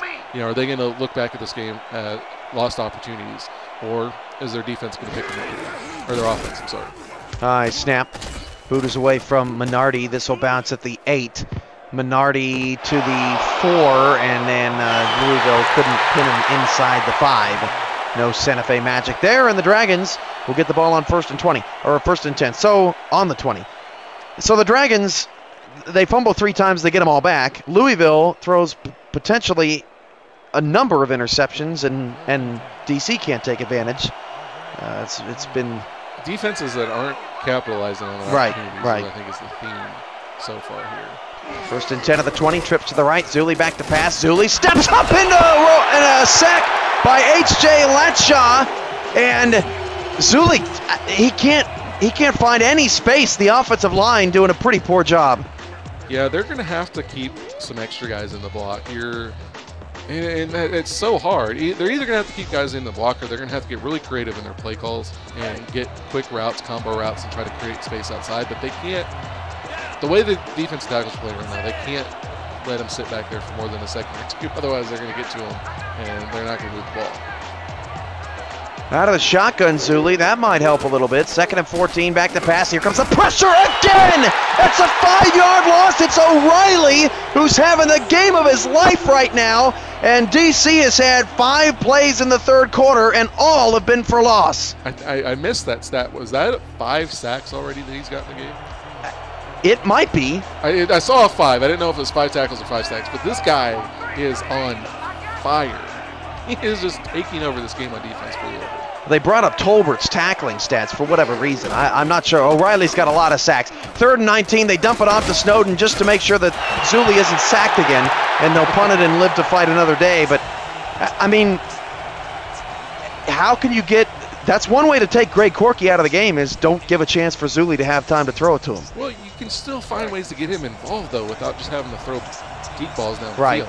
You know, throw a slant route, throw a drag route, throw a post route. Maybe you don't really want to throw fades this short. You like to slow them in the end zone, but at this point, it's better than what they're doing right now. A 10-yard fade, just keep moving the ball down. I'd like to see that over what they're doing right now, basically. Louisville returns up to midfield. So in a Saturday semifinal, we had a punter that was the MVP, and today what? We have a defensive tackle. What's that? What's happening in these semis? Playoffs are when guys step up and make names for themselves. Now, I don't know if a punter's ever going to make a name for themselves off of one game, but O'Reilly is making it. Like, the NFL is going to be calling for this guy after this year. Like, this is just phenomenal watching that guy play and the way he's dominating. Tight set with 2 in the backfield, and Funk flips it outside to Overstreet. He's got some room to run. Overstreet took a big pop, and I thought I saw a flag come in late, but I guess I didn't, and it's 2nd and 5. Your mind's playing tricks on you. I guess. I could have well, sworn. This goes back to what we talked about before, is that the last defensive stand by DC, are they going to come back and look at that missed opportunity? They had such an opportunity, but their offense just can't go, and the defense is going to have to do something here. I just don't know if they might have just missed their opportunity. Funk back to pass on 2nd down and 5, and he waits for the play to develop and finds a receiver. That's a 1st down. I believe Collette on the catch. 1st and 10 to the 31-yard line. And we talked about this at halftime last week. DC scored 14 points in the 1st quarter, and then they scored 3 the rest of the game. And here we are again today. The 3rd quarter is almost over. They've done nothing in the 3rd quarter, nothing really since the 1st quarter offensively. They're struggling again, and it could be their downfall this week. It's really unbelievable how they are so impressive for one quarter and then so completely inept for the next 3. It's really mind-boggling. Overstreet takes a handoff, and he's wearing down that defense. 9-yard pickup. Trevelyan on the tackle. It'll bring up 2nd down and 1, and that's the best position you want to be as an offense. It's a great position, 2nd down and 1. You definitely want to start your drives like that. And Overstreet, man, you got to tip your hat to him. He continues to get the ball, whether it's on little swing passes outside or running the ball up the middle. He's just pounding the ball and wearing down this defense. And DC's really, really neat. Back to throw, quick slant, and again had a chance at an interception. Looking for Collette over the middle. Trevelyan, I believe, knocked it down, and I mean that's sure hands Trevelyan. He had 2 picks last week, and DC, it's like the curse of the Funk. Funk doesn't throw interceptions, and no one can pick him off either. Well, you know what the difference is? Is all of these interceptions that we potentially saw are all one-handed.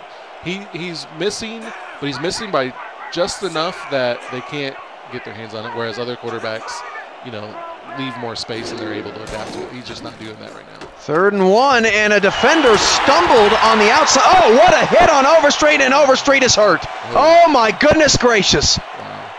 We have seen time and time again this season, we have seen players go down just at an alarming rate, and we saw it in the NFL this week. He took a huge hit, and we saw a similar hit cause some fractured arms at the beginning of the season. This is not good here for Overstreet. No, you got to hope that Overstreet's okay. If you're looking at this from the DC perspective, this is like the best thing that could happen. Now, Skeletor P-Funk's still a great quarterback, and he could probably still move the ball, but Overstreet's been kind of dominating you, and if you have a shot, this is the way that it's going to happen. Back to pass, Funk swings it outside, caught. Blaylock, 4-yard catch, and the DC owner quite pleased with that hit. There's definitely a lot on the line. Blaylock with a 4-yard gain at 2nd and 6. Well, yeah, DC and NY Kia, we know his defense. He gets them fired up, and they're laying wood out there, and they knocked him out of the game. We'll have to wait and see what the injury report is, but potentially some momentum shift here for DC if he's out for a while, and they can capitalize here and get him off the field real quick. And if Louisville ends up winning the game and going into the championship game without one of their Gold Star players, that is a nice run, a 5-yard gain for the running back who comes in relief of Overstreet, and we'll try to get that depth chart situation sorted out for you as quick as possible. All-Star team's looking good for Louisville. I'm telling you. 3rd down and 1. Here's where you need Overstreet. Yeah. And DC's tied on the line. Down 7, but Overstreet in question after he took a big shot. They hand it off, and he didn't get it. That's a 4th down. I guarantee you Overstreet picks that up. And Griffin will have to come out and kick the first field goal of this game, and you hate to see that, but at the end of the day, it is what it is. Yeah, there's not, injuries are part of the game. As you mentioned, we saw that in the NFL. We've seen your team, Jordy Nelson, goes down in the preseason. Tony Romo and Drew Brees both get lost in the NFL. And Cutler also got hurt, too. Yeah, Cutler's hurt. That's just one of the things you got to deal with in football and anywhere. You can lose a guy. But here's the thing, and the way that Louisville's offense is built is it's not ideal to try to protect the lead without your star running back, number 2 in the league in rushing, but you do have a great quarterback, and you have 2 really good possession receivers, so you're still built to offset that if you need to. The one thing on the other end is DC's defense is playing really well. We saw that last week. They continue to play really well, but now being down 10, they caught a break there with Overstreet going out, but can DC's offense do anything now? Yeah. And that's the question we have them going into. And in the second halves of the last 2 playoff games, they don't look like an offense that can win a championship. They can't figure it out. They can't figure O'Reilly out, that's for sure. Well, yeah, O'Reilly is this guy's an impressive specimen, even though you look at him and you might not say that. But watching him play is phenomenal. But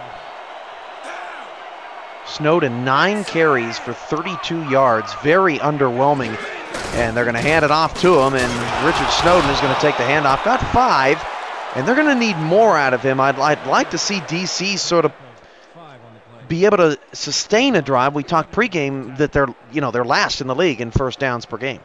Yeah, they're kind of a boom or bust type offense. You know, they're either going to get a big play or several big plays moving down the field, or they're going to punt. And that's what we've been seeing. They're going to have to figure out something other than that in this game unless they can figure out how to block that defensive line. Tripp's right. They're going to toss it out to Snowden. We haven't seen that a lot tonight. Snowden's going to be able to turn the corner. Snowden got to the 47-yard line, and it took a while to develop. But finally, we haven't seen that all night from DC. Yeah, they're finally adapting a little bit, and they're using Snowden, who's going to be probably their best player. I mean, it's debatable between Corky, but they're utilizing him differently now. They're going to run him kind of in through the B gap or off tackle. Now they're going to swing it outside behind a trips formation. They kind of sealed off the wall outside. They're going to need to do stuff like that if they're going to move the ball, get down there, and try to get back in this game and cut this deficit. Out of the eyes, Snowden going to take another handoff, and Snowden's in the open field. Big blocks at the beginning of that play, and down to the 14, a gain of 33, and on its head has the momentum turned, and Richard Snowden has found life. Well, you almost wonder if Snowden looked at Overstreet going down and he said, all right, here's my time. It's my time to shine. Overstreet's been kind of dominating statistically throughout this game outside of the one big play by Snowden. Overstreet goes down. Next drive, Snowden's like, hey, I'm taking over. And he's killing it. 4.5 sacks for Riley. So there you go, almost 5. That's insane. The fact that he had 10 in 8 games and now has 4.5 tonight is just simply unbelievable. 1st and 10 of the 14, DC on the move. Hand off to Snowden again. Snowden inside the 10, well, down to about the 9.5-yard line. Got 4, but Richard Snowden's resurgence at the end of the 3rd quarter here has gotten DC a jolt of energy, and we'll be back to Blue Sun for the conclusion of this one. Dragons down 10, but driving with Overstreet in question. We'll be back to Louisville, Kentucky after these messages.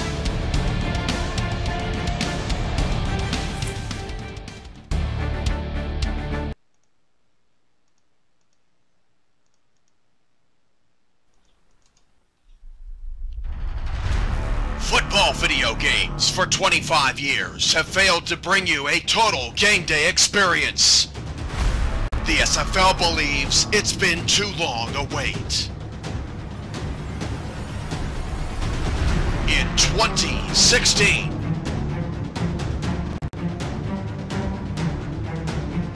a total game day experience arrives.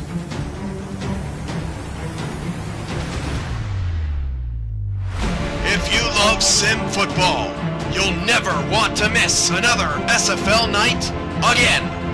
Multiple games at the same time, more games per season, no more bye weeks. In-game highlights from around the league will keep you engaged. Our league-produced halftime show will catch you up on what you've missed. Customization of your complete roster gives each team a unique brand. An extra star or two won't hurt either. A new league website brings fans the incredible detail of the SFL to the forefront. SFL is partnering with PX1 Sports, bringing Irvine to epic Madden matchups starting in September.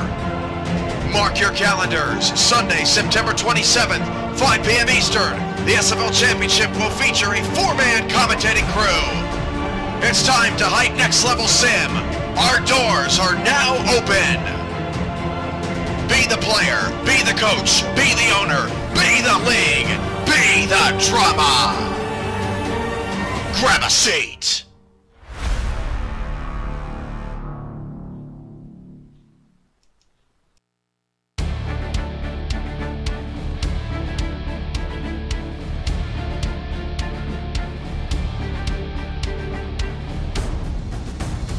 Start of the 4th quarter, Louisville outscored DC 10-0 in the 3rd, and they've outscored the Dragons 17-0 since DC took a 14-7 lead. Overstreet out, DC on the move, and Snowden right now electrifying the Dragons, who were really in a funk, no pun intended, for that entire 3rd quarter. 2nd and 6 at the 10 for the Dragons to start the fourth, and they'll hand it off to Snowden once more, and Richard Snowden has a touchdown! Where has this guy been? It doesn't matter now because it's a 4-point game. Well, we were just talking about it in the break. Last week, Snowden comes out and he's just phenomenal in the first quarter with 2 touchdowns. And actually, overall, he kind of, outside of one play by Parkey Joel, he kind of outplayed Parkey Joel for the whole game. But he was really big in the first quarter. Well, now here at the end of the third quarter and starting off in the fourth quarter, he's taking it over and he's being a big player. So did he save it up instead of last week spending it all in the first quarter? Did he save it up for the end of the game? Is he going to be the difference now? This is a huge story to watch. So Snowden, I don't know that I've ever seen a player shut down for so long, and then all of a sudden it's like, where was this? And that's like the definition of DC's offense this year. Where was this for this amount of time? Well, and you really can't put your finger on it either, which is what makes it so confusing. Is they were trying to go to him a little bit, but every time they did, it was boom, bottled up. The defensive line got to him. You know, Tolbert came in and made plays. But now, all of a sudden, it's like he doesn't matter where he's running, inside, outside, Tolbert side, opposite. It doesn't matter. He's making plays, and that was a really, really impressive drive. Snowden basically put him on his back, carried him, so it's my time to shine, and DC's down by 3. Yeah, and in fact, looking back at it, I think they ran every play of that drive. Did they not? I don't think Zuli threw. They did. It was a swing pass to the snap. Yeah. Every play went to snap. That was impressive. I mean, that's one way to take Rick O'Reilly out of it. If he's got 4.5 sacks, you know, if Snowden, and that, like you said, that's going to be the difference in the fourth. Obviously, Zuli is all over the place because he can't throw the ball. Whether or not Snowden can help them keep balanced is going to be huge. Well, if Snowden plays like this the whole fourth quarter, Louisville's in trouble. So Louisville will hand it off. Overstreet is still out of the game, and yeah, that's a fractured arm, and he's gone. And that's the third. You know, it's just crazy. I don't think in the SFL through 4 seasons we've ever had a fractured arm. And we've had 3 this season. 2 to running backs and 1 to a free safety. A huge blow, and now Louisville just has to try to hang on. Yeah, that's going to be tough to do. And again, the handoff up the middle picks up 2, and it's almost like they're trying to get the confidence up of Overstreet's replacement Perry, because you know, they're likely going to need just a little bit of them here in the fourth. Well, yeah, you don't want to throw, because that's kind of playing into DC's defense. They're playmakers, and they can make plays, and so you don't want to have to throw it. But if you're going to line up in 3rd and 7, you're putting yourself in a bad situation. 3rd and 7 handoff again, and I don't understand that. How can you lose your starting running back and then run the ball 3 straight times? Ambush makes the tackle, and Louisville's crowd is shell-shocked right now. It's almost like there's. I mean, it was the same thing at the end of the second quarter. Yeah, like they're trying not to lose. Yeah, they're trying not to lose, and I think they're scared to death. And it doesn't make any sense because Skeller P-Funk's got 3 interceptions all year. Yeah, but he has been kind of risky with where he's gone. It hasn't looked as sharp tonight. No, he hasn't, and so it's like the Louisville coaching staff is adapting to that, and they're scared that they're going to make a big mistake. The Dragons are turning up to the 34-yard line, so decent. Wouldn't it be something, and I know we still got a long time left in this game, but wouldn't it be something, the first year of wild card playoffs, you open it up from 4 to 6 teams, and one of the wild cards ends up figuring out how to win 2 games on the road to make it to the big show. Well, I mean, anytime you put it in wild card, especially in football, that's going to happen. They're there for a reason. 5 and 3. Football's a game any given Sunday, they say, you know. So that definitely can happen. Zuli going to throw, and he overthrew Revin. Latshaw applying the pressure. Actually, Zuli had an open man and had just a little bit of time to throw that time, and he missed the opportunity. Yeah, and they're going to have to do that a little bit. They're going to have to keep them kind of on their toes a little bit so they don't just focus on Snowden. But I mean, the way Snowden went, you got to keep giving the ball. Heat check. You know, the same basketball heat check. Keep going to him until he proves that he's not on fire. I'm a little surprised with all the runs off the last drive and how Snowden was successful. They went to Zuli on the first play of this drive, and Snowden's going to take another carry around the left. Richard Snowden, he's the hero of the night. It's a touchdown, Dragons, and they take the lead. Are you kidding me? Wow. Oh, Wow. Snowden, and you got to give credit as we watch this. Watch them seal off these blocks. And really, he just finds a hole there. He got some good blocking downfield, but he just finds the hole, turns on the burners, and he gone, as they say. Wow. This is maybe the most impressive drive. Well, it's 2 full drives, but it's really kind of like a drive and a half because it's so short. It's like maybe the most impressive 2 drives from one player that we've seen all year. This actually, thinking about it, this actually may benefit Louisville because now they're forced to throw. They're forced to throw because they're behind. And you sort of, you play not to lose, and then once you're losing, you're like, oh, we better stop doing this. And the fact that that has occurred with 10 minutes left in this game, that could actually be a blessing in disguise for Louisville. We shall see. Well, that's a good point.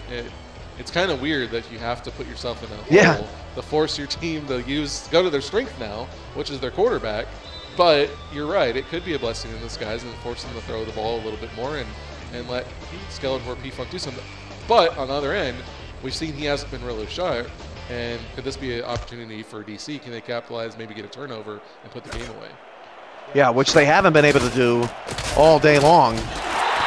Louisville returns up to the 28-yard line. So if I'm Santa Fe, I'm licking my chops right now because I got the #1 team on the ropes, and you know, DC is not what Louisville was in the regular season, and it's a much more, you know, they get their confidence level has to be a little higher. Either way, Santa Fe's looking at this, and they don't want to get overconfident, but they have to feel really good about whoever they're matching up with. So Funk is going to drop to throw. He's going to go deep down the middle. That pass wide open. A.J. Blaylock. Oakenshield makes the tackle to the Dragon 33. And there you go. The best quarterback in the league. Down. I guess I need to throw now. Well, you called it and said, okay, maybe they're going to force him to throw, and this is what they needed. You know, I'm surprised that they didn't do it on the last drive, and it might have hurt them a little bit because they put the ball back in Snowden's hands. But now, you know, that sense of needing to do something. You know, they're going out there, they're throwing the ball. Big game there. Let's see them keep doing that. Can they keep doing it? And then if they do score here, what is DC going to do to answer? Either way, it's going to be an interesting finish to the game. 1st and 10 at the 33. 3 receivers for Funk. Funk back to pass. And there's a penalty marker down that may be a holding, and the pass was dropped anyway. It's been a penalty-free game tonight. Well, both of these teams are pretty penalty-free. I think in their first matchup, I think each committed one penalty. Neither one of them gets a penalty on the season. So you really don't, if you're going to use your 1 penalty for the game, you really don't want it to be in the 4th quarter when you're after a big play. But and that's a huge play for DC. We have a major development here. Overstreet is back in the game. Are we sure that's Overstreet, not just this guy with the same number? Yes, that's Overstreet, which means that the prognosis on Overstreet from the sideline was incorrect. And this has happened. It's rare. It has happened in the SFL before. And when a player comes back in the game, the injury report was incorrect, and the player is allowed to return. That pass is caught by Kirkland. This is a gain of 10. This is unbelievable. I'm in disbelief, I think. I'm still not sure. Oh, because we've seen guys, like 3 guys have the same number before. And is this one of the HEB All-Star team that's just come out there and put his jersey on or something? We'll have to see. They haven't used him yet. So, but that is a huge break. If Overstreet is actually back, that's a huge shot in the arm for Louisville. And shot in the arm, he's playing with a broken arm out there right now. They did put him in a cast, and he says, come on, I'm ready to go. Funk to throw, swings it over the middle. That pass caught by Blaylock. That's a 4-yard gain. Either way, 3rd down and 6. But, you know, when Overstreet got hurt and people found out his diagnosis, we actually lost a few people. And now he's back in the game. That's like Willis Reed and the Knicks in 76 or whatever it was. You know, he comes rolling onto the court, and Overstreet, broken arm. He just says, put a cast on me, I'm back out there, here he goes. 3rd down and 6, he's going to get the carry, and Overstreet will not be able to break a tackle, picks up only 2. The field goal unit will come back out on the field. I don't know what to think right now because you couldn't have asked for more excitement in the final 8 minutes of this semifinal weekend. I couldn't tell, but I almost think that didn't say Overstreet. Are you for real? I think you're playing with me. No, I'm dead serious in that comment. It didn't look like it's Overstreet. I can't be confirmed of that, but I don't know. You think he put on his jersey literally and went out there? I wouldn't say Overstreet. Obviously, like I said, we've seen the spare garbage, the grocery stackers. You know, 3 of them have the same number. So right. I mean, it was good, but so Louisville's still down by 1. Wow, finally we got one of those games. Like, everything's been so defensive in the games that I've done, and finally we got one of those games that just got a lot of drama, a lot of back and forth. There's some offense, there's injuries, there's guys coming on the field, there's missed interceptions, there's big plays. Like, this is awesome. So DC returns it past the 30. DC on the kickoff return, got to the 46. I thought he was gone. The kicker saved it, and it's first down for the Dragons near midfield. I was gonna lose my mind. Well, Byram gets it, and neither one of these teams are really big in kick returns either. But I think they're 2 of the worst in the league. But Byram, he gets the second big return of them for the game, and he puts them in great field position. They're still up by 1. They don't necessarily need to score here. Snowden, as we see, 169 yards in his 15 carries. He's been unbelievable. Had 32 on 9 just a few minutes ago. Wow. 7:48 to go. 28-27 DC for the right to play Santa Fe in the championship game. And Overstreet may have returned to action, but Richard Snowden again is in the open field inside the 10. Touchdown Snowden! Get this guy a statue! Unbelievable! Holy cow! What has gotten into Snowden tonight? Wow!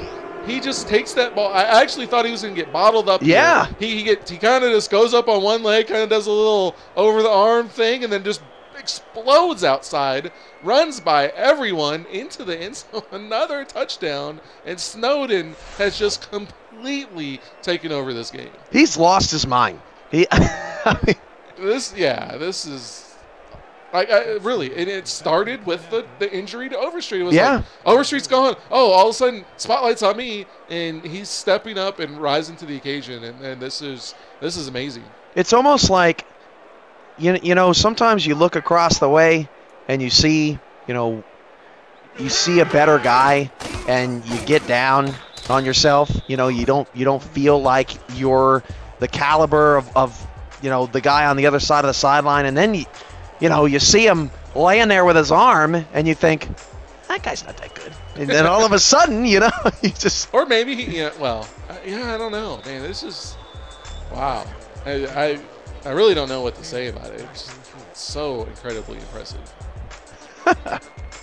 Get the hashtag, get this guy a statue, trending on Twitter.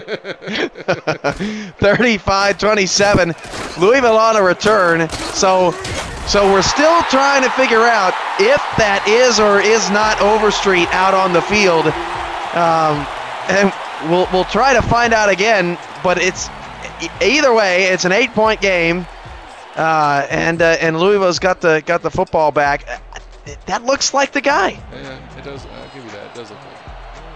Unbelievable. This is Skylar for a P-Funk's game now. It's on his shoulder. They're down 2 scores.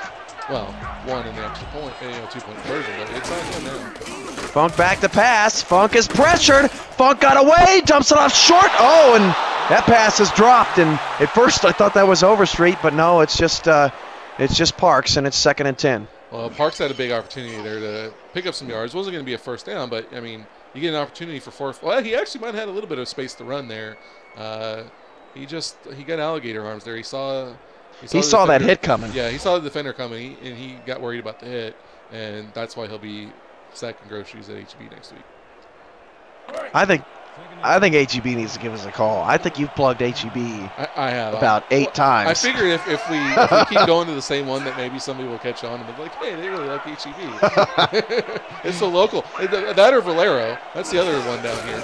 2nd and 10, handoff to Overstreet, and he got crushed, a loss of 1. That is I just confirmed, that is Overstreet back in the game, but He does not look like himself out there. Who would have known that he only had 4.1 yards per carry the way that Isn't that something?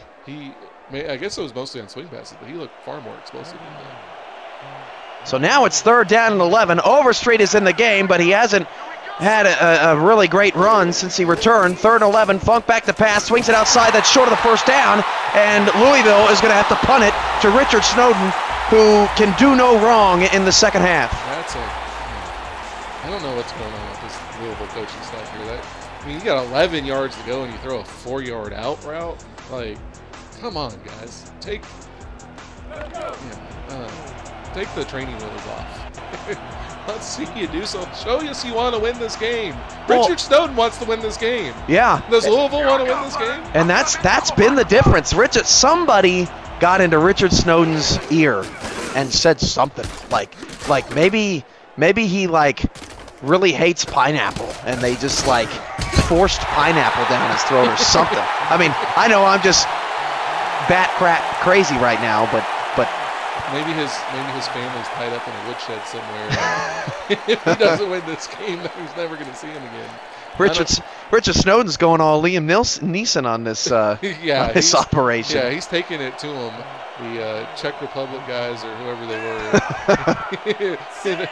He said good luck and good luck stopping me, and they're having a touchdown. He's going to get another carry here, trying to stretch it outside. That's a 4-yard loss. Chad O'Brien on the tackle, and that's a nice response to the Wolfpack. They said enough of this garbage. Well, they tried to go outside, and they ran it. Unfortunately, O'Brien was right there, played it well, able to shut down. 4-yard loss, not the way DC wants to start this drive. They're up by 8, so they have a little bit of breathing room, but if they could add another score here, they'd really like to try to put this game away.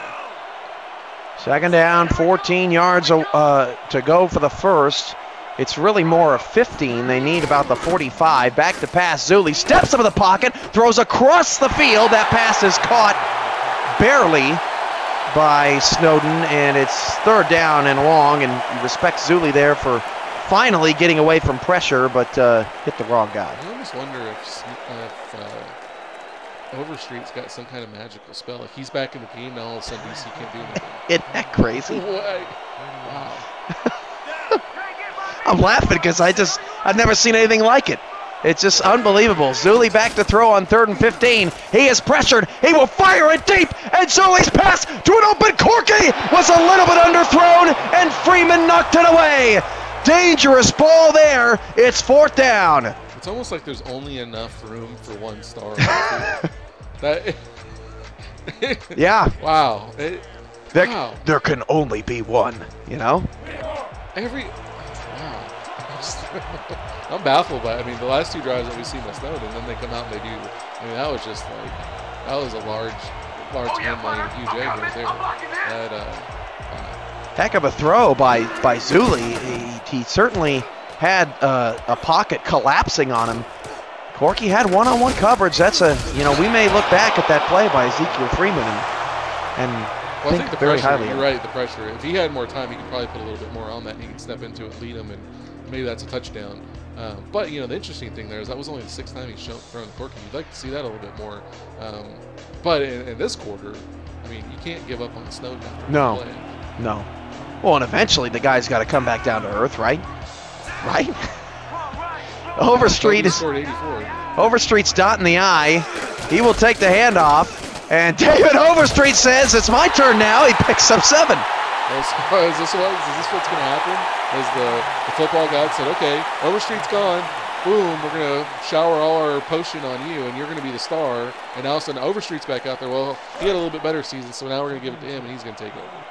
So Overstreet, he was diagnosed with a fractured arm. They said he was going to be out 8 weeks, almost like they wanted DC to think like he wasn't going to come back, and then he did come back. So some weird tricks out there, and Overstreet's going to get a 1st down and a whole lot more to the DC 46. 108 yards on 24 carries. 1st down, Louisville. Well, he doesn't even have a cast on his arm. So what is the deal with the medical staff? How do you say he's got a broken arm, he's out 8 weeks, and then he's out there? Some Deflategate stuff going on around here.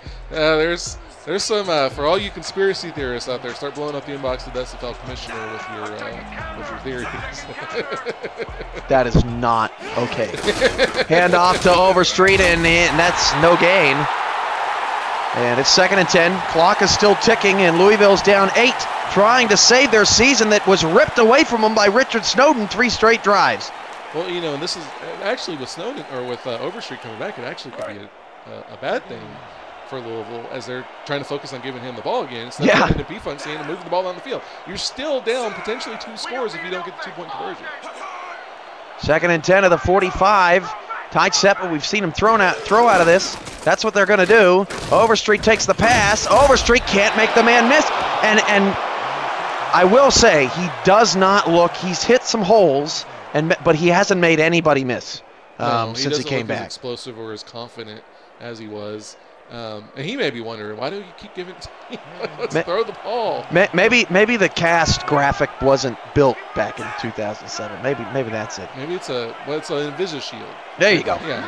3rd and 11. Funk back to pass. Quick slant to the middle. It's dropped off the intended receiver's hands, which was Parks. Parks has dropped 2 passes in the 4th quarter. Louisville's got to punt and rely on their defense.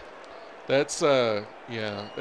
And we saw that their starting tight end went out, got hurt earlier. Wasn't that Louisville? Am I getting confused here? Well, it was, yeah. Louisville's starting tight end got knocked out early in the game, so the backup, Parks, comes in, and on 2 key drives, he drops passes. That one had an opportunity for a 1st down, and on there on the punt. And so injury is really taking a toll on Louisville in this game. Well, I think Parks plays receiver in the slot. I think the other guy was a fullback, tight end. But to your point, you know, Azuma's probably the 3rd target. Right. He goes down, and now Parks is the 3rd target. So yeah, I mean, I certainly agree that. So what's going to happen with Snowden? Are they going to give it to him? They're going to pound it to him? They're going to live and die with him? What's going to happen? I think if I was DC, you cannot live and die by Rick O'Reilly.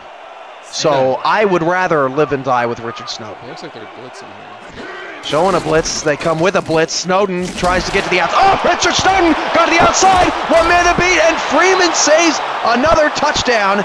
Ezekiel Freeman has saved so many touchdowns in this game. 5 tackles now. A huge stop there. What is Snowden up to now in this game? I mean, he breaks another. I don't know how he got away. Well, it was just an arm tackle, trying to get around his hip instead of going a little bit lower around his legs. It was just a bad attempt at a tackle. Freeman shows the proper way to wrap this guy up. But yeah, you're not just going to get one arm around his legs and bring him down. He's shown he's too powerful for that. But what is he up to now? Is he around 200 yards? Way over that, I would think. He's probably got 200 yards and a half. Yeah, with those big long. I mean, he is just. This has been incredible. Exploded. Usually we see stars take over in first halves, and they have really, great big halves to start the game. It's rare to see a star just completely take over in the second half after being shut down. Zuli back to pass, steps up the pocket away from Latshaw, throws off his back foot. That pass is dropped, and a huge hit over the middle by Freeman. Again, footsteps being heard. Freeman potentially saved another big play. Just give it to Snowden everything. Oh, man. That's the safe way to go. You gotta. I mean, he's out of his mind. You gotta just keep getting the ball. Don't take the chance with Zuli. Zuli's shown that he's way too unpredictable in this game.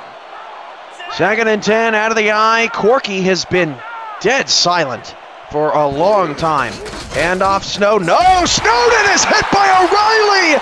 O'Reilly met him in the backfield as soon as he got the carry. Lucky that wasn't a fumble. 3rd and long. Is that like 6 tackles for loss? Yeah, it's just ridiculous.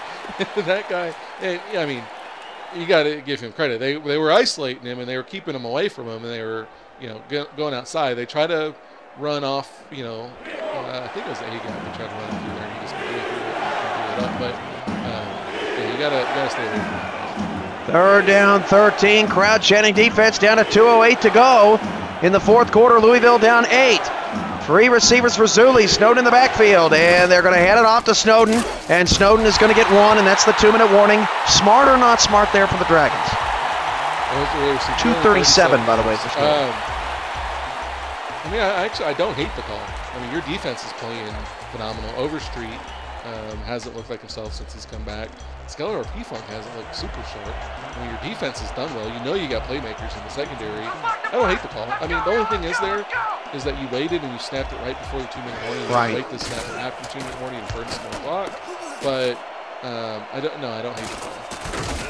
So they'll return it up to the 35-yard line. Let's pause 10 seconds for station identification along the Louisville Wolfpack Radio Network. Become one of the pack. The pack is on 1110 WLON, The Lair.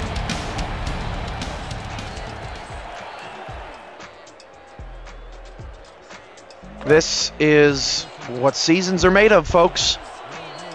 1st and 10 at the 35. They need 65 yards, a 2-point conversion. They have 3 timeouts with 1:52 to go. Funk back to pass. Funk is pressured. And that pass caught on the sideline by Kirkland. That's a gain of 4. 2nd and 6. They got to move a little bit quicker now. They can't just keep picking up 4 yards. Did stop the clock. Well, they did. Well, they stopped the clock, but it's only 4 yards. And if I you don't understand. if you don't get the 2-point conversion, you got to score again.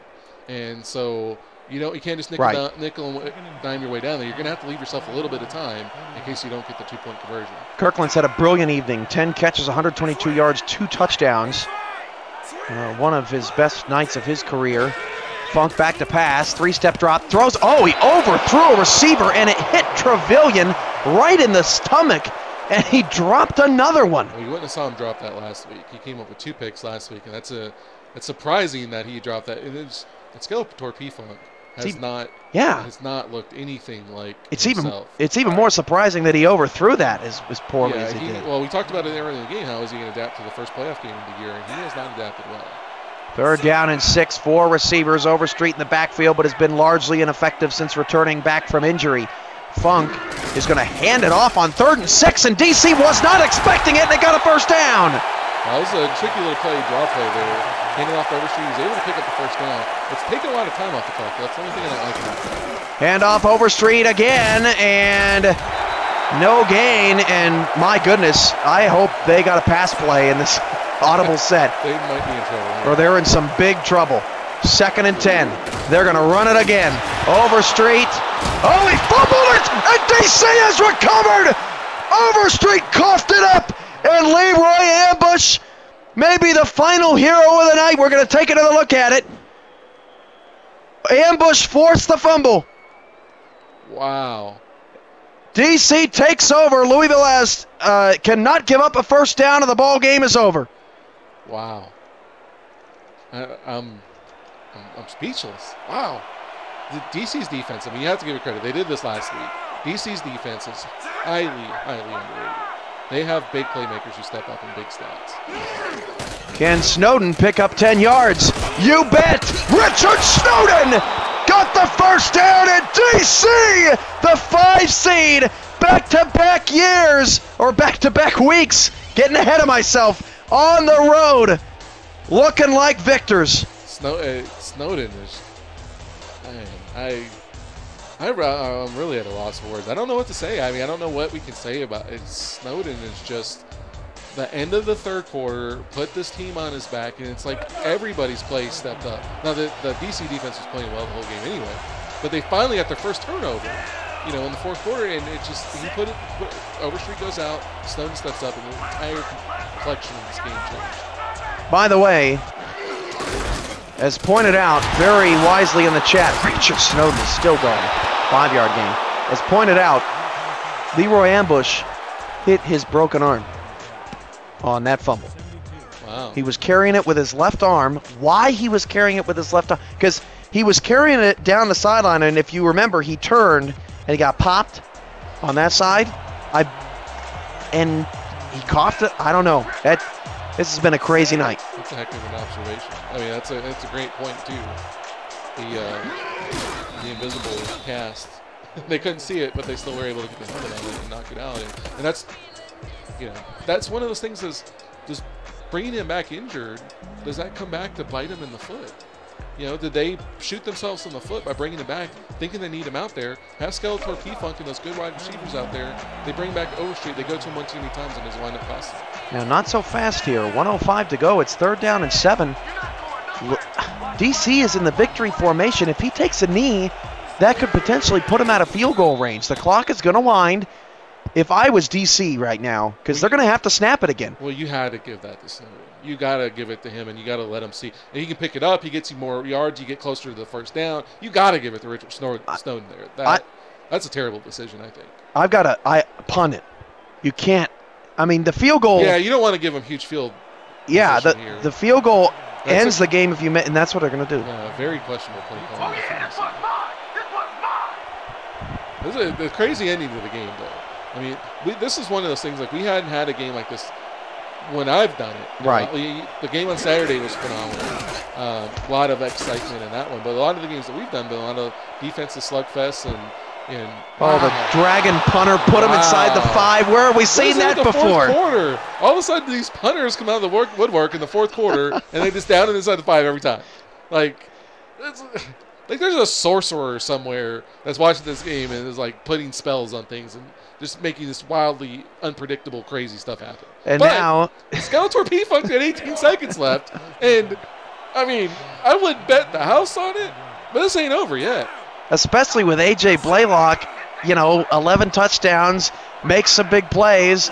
We'll see what they do here. Funk back to pass. Oh, he fired it down the middle of the field. That's horrible. They have no timeouts. Down to 10 seconds. They got to spike it. They do with 6 seconds left. Wow. Skeletor P-Funk is... You got to know where you are. You have to go outside and the thing is if you don't get the 2-point conversion, well, I mean, at this point, you got to get the 2-point conversion. It doesn't matter. You got 18 seconds left, but you got to get it down the field. I mean, you really got 2, maybe 3 plays. You can't waste one over the middle there. Skeletor P-Funk, he, as great as he has been all season, has looked equally bad in this game. They need their best play here. 3 receivers, 2 to the right. Funk back to pass. Funk goes down the middle again, and the game is over. And DC has pulled the shocker on Louisville in one of the most bizarre second halves of an SFL game I have ever seen, and I've been doing this for now 2.5 years. And let's take a look at the final stats. DC, 200 yards on the ground and through the air. And I don't even know where to begin with this game. I don't either. I'm still kind of... the late game play calling in this game was... oh, wow. That's... Yeah. Yeah. I mean, there's really... Well, let's start here. Richard Snowden was unbelievable. Wow. I mean, I think he was as dominant or more dominant in that last quarter and a drive than we've seen any player all season. I mean, Parkey Chol had moments like that, and I can't remember. I mean, I'm sure he's had games where he took over. I mean, I know I watched one game where he ran for like 260 and took the game over. So I guess it's impressive, but Snowden basically did that in a quarter in one drive. Like, I mean, yeah. I think he went for 220 yards in that last 15 minutes of the game. Yeah, pretty close. 256 is what he ended up with. And he had like 9 for 32 before that. Right. So yeah. 220 yards in 15 minutes. Funk ends up with 291 yards passing. Quiet. And very quiet, yeah, 291 yards. And this highlight reel is just Richard Snowden. The things that he did in that second half, and now you go into a championship game between DC and Santa Fe, 2 expansion teams, and this is a really fascinating matchup. These 2 teams are completely different. Yeah. Especially on offense. Well, yeah, offensively, you have Snowden and Corky for DC. Santa Fe's entire existence is based around the defense, and I told you this before. Like, one of my favorite things in this league is that Santa Fe defense. Like, I was so impressed by the way they played early in the year in the game that I called, just how fundamentally sound they are. They're always in the right position. They always seem to, get a big play when they need it. They've got playmakers. They've got guys that, can step up and just, make hits. But so it's going to be really interesting. But I think, honestly, I think the key to the game, as much as we see Snowden take over this game, I think the key to that game is going to be Zuli. We've seen Zuli be very, very shaky in these 2 games. And even though he was, I think it was second in the league in pass efficiency of the year, he hasn't looked like that guy in the playoffs. He's looked very, I mean, he hit the big play to Corky, and he had a big play to Snowden, which was mostly Snowden. You know, in 2 weeks, outside of one big play to Corky, Zuli's looked very average, maybe below average. And I was just about to say, Snowden has 6 of DC's 7 touchdowns in the playoffs. I mean, this guy, the long ball to Corky earlier in this game, the only 4 tonight. Wow. Yeah, because he had a receiving touchdown. How many yards receiving did he on the 75 on that one swing pass? 300 and. So he, yeah, so 331 all-purpose yards and 4 touchdowns. Wow. And you look at the numbers. I pulled them up first because I'm just stunned. David Overstreet, 114 yards, ended up just 4 yards a carry. And I know he didn't look the same when he came in, but what did he have receiving yards? Because he looked. He seemed like he was 46 wow. on 12. He seemed like he was controlling the game right. in the first half. Right. And really up until he got injured. And then he gets injured, and Richard Snowden says, I don't know what he said, but he said, give me the ball, get on my back, I'm going to carry us to the promised land. Blaylock just 6 catches for 69 yards. That's a little bit off his game. Looking back at the Zuli was 9 for 16. He threw. He's looked very, very bad. Right. Both games.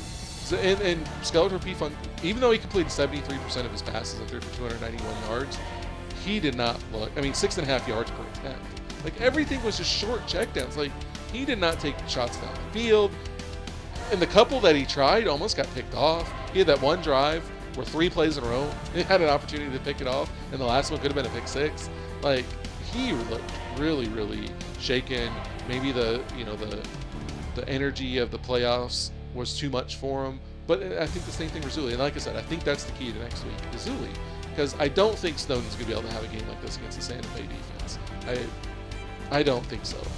I think they're going to contain Snowden. He might be able to get a buck 25. But Zuli's going to have to make plays, and we haven't seen that from him in these first 2 games. And it's really, it's the championship game. It's really on those 2 bronze quarterback. They're not, and I know we don't often talk about star calibers, on the broadcast, but these are 2 guys that they're on 1-2 year deals. They weren't supposed to be, they weren't supposed to be the guys that to step up in a big moment, but lo and behold, Dilfer with Baltimore back in 2000 or whatever. You get to the championship game and you got 2 of them that have looked, especially over the last month, just very average, very confused at times. They hold on to the ball too long. They throw bad interceptions. And Zuli, lucky that he was facing a Louisville defense that doesn't get a lot of interceptions. But you look at the box score. I mean, DC outscored them 21-3 in the 4th quarter. Scored 21 unanswered points. They were down 24-14 to start the 4th quarter. It's unbelievable where we ended up in this one. Yeah, it's really weird. I'm glad, we talked about this before and we wanted to beat it to death, but the way the game started was almost exactly like last week. DC gets out to a 14-7 lead, but then their offense just went in the tank. And honestly, it did it for the 2nd and 3rd quarter, up until Snowden, at the end of that 3rd quarter, breaks off the long run, and then all of a sudden everything changed. And, then they were unstoppable. And so the one thing that you have going for DC now, granted, DC's defense isn't what Santa Fe's is, but they were in the top 3 or 4 in a lot of statistical categories defensively. They're still a really strong defense, and in the playoffs, I think they've played even better. Yeah, they've looked better. They've looked better than the 3. I mean, they've looked like a top 2 defense. I don't know if they're as talented as Santa Fe, and if they can play as well as Santa Fe, but I think they have more weapons offensively. So even though DC's coming in at 5-3 against the powerful 7-1 Santa Fe team, well, that was the same matchup we had here, and look what they did. So, but it's a different game though, because Louisville was an offensive team, with more of a mediocre defense. Santa Fe is going to be the opposite, going to be a defensive team with more mediocre offense. But it's really interesting. I mean, if you would have asked me 2 quarters ago and said, hey, whatever's going to happen, DC is going to wind up in the championship game, I'm like, Santa Fe's got this wrapped up. Now, I don't know. You know, their defense is really good, and Snowden is he's got the capacity to put the team on his back and carry him to a win. So, ladies and gentlemen, we have our championship game matchup. The 5-seeded 5-3 coming into the playoffs. DC Dragons have won back-to-back road games. They will take on the Santa Fe Gorillas from Bagnon Memorial Stadium, hosted by the San Francisco Bulldogs in San Francisco. Santa Fe will be the designated home team. They will bring their home turf to California and bring a lot of Mexican fans with them as well. As it's good. That's just going to be an exciting contest. The two teams did not face each other in the regular season. The two owners have never faced each other because they're two expansion teams. I mean, it's just. Oh, they're both expansion teams. Oh, I didn't even realize. Well, because all four, in the semifinals, were expansion teams. So yeah, it's a whole new ball game, a brand new game. DC's healthy, Santa Fe's healthy. It's going to be one heck of a matchup. And as you said, at halftime, if you would have said DC and Santa Fe is going to be the championship game matchup, I would have said I don't see how DC has any shot. But after what they showed in the fourth quarter, offensively and defensively, they have every bit of shot as anyone. If they can do what they did tonight, defying the odds, why not? Well, why not in San Francisco? I compared Zuli to Trent, both quarterbacks to Trent Dilfer. But I think this defense is really similar to that Baltimore team. They've got a great running back that's able to pound the ball. They've got a great defense that, although maybe they don't have as many stars in that defense, but they can shut you down. They can force turnovers. We saw that last week, 4 turnovers. DC's got every bit of chance to win this game as Louisville would have if they played, and it's going to be a great game. I'm excited to be a part of it. I'm excited to watch it. Hopefully I'll have more things to say to this one, because this one just was like, I was shell shocked for the fourth quarter of this game. Like I didn't know. That was one of the most amazing finishes in a game that we've seen, not only in this league but in football in general. And I think we're going to get an equally great game next week. An SFL Classic for sure. So join us next week along with Mike Peters. We'll have Greg Morris. We'll have Damon Simeon. We'll have a few other special faces as well. We'll try to get as much content as we possibly can going all this entire week, leading up to the big game, 4:30 Central, 5:30 Eastern, but we will be on the air plenty before that, getting you hyped up and ready to go. Final score from Louisville, DC 35, Louisville 27. For Mike Peters, I'm Cameron Irvine. Good night.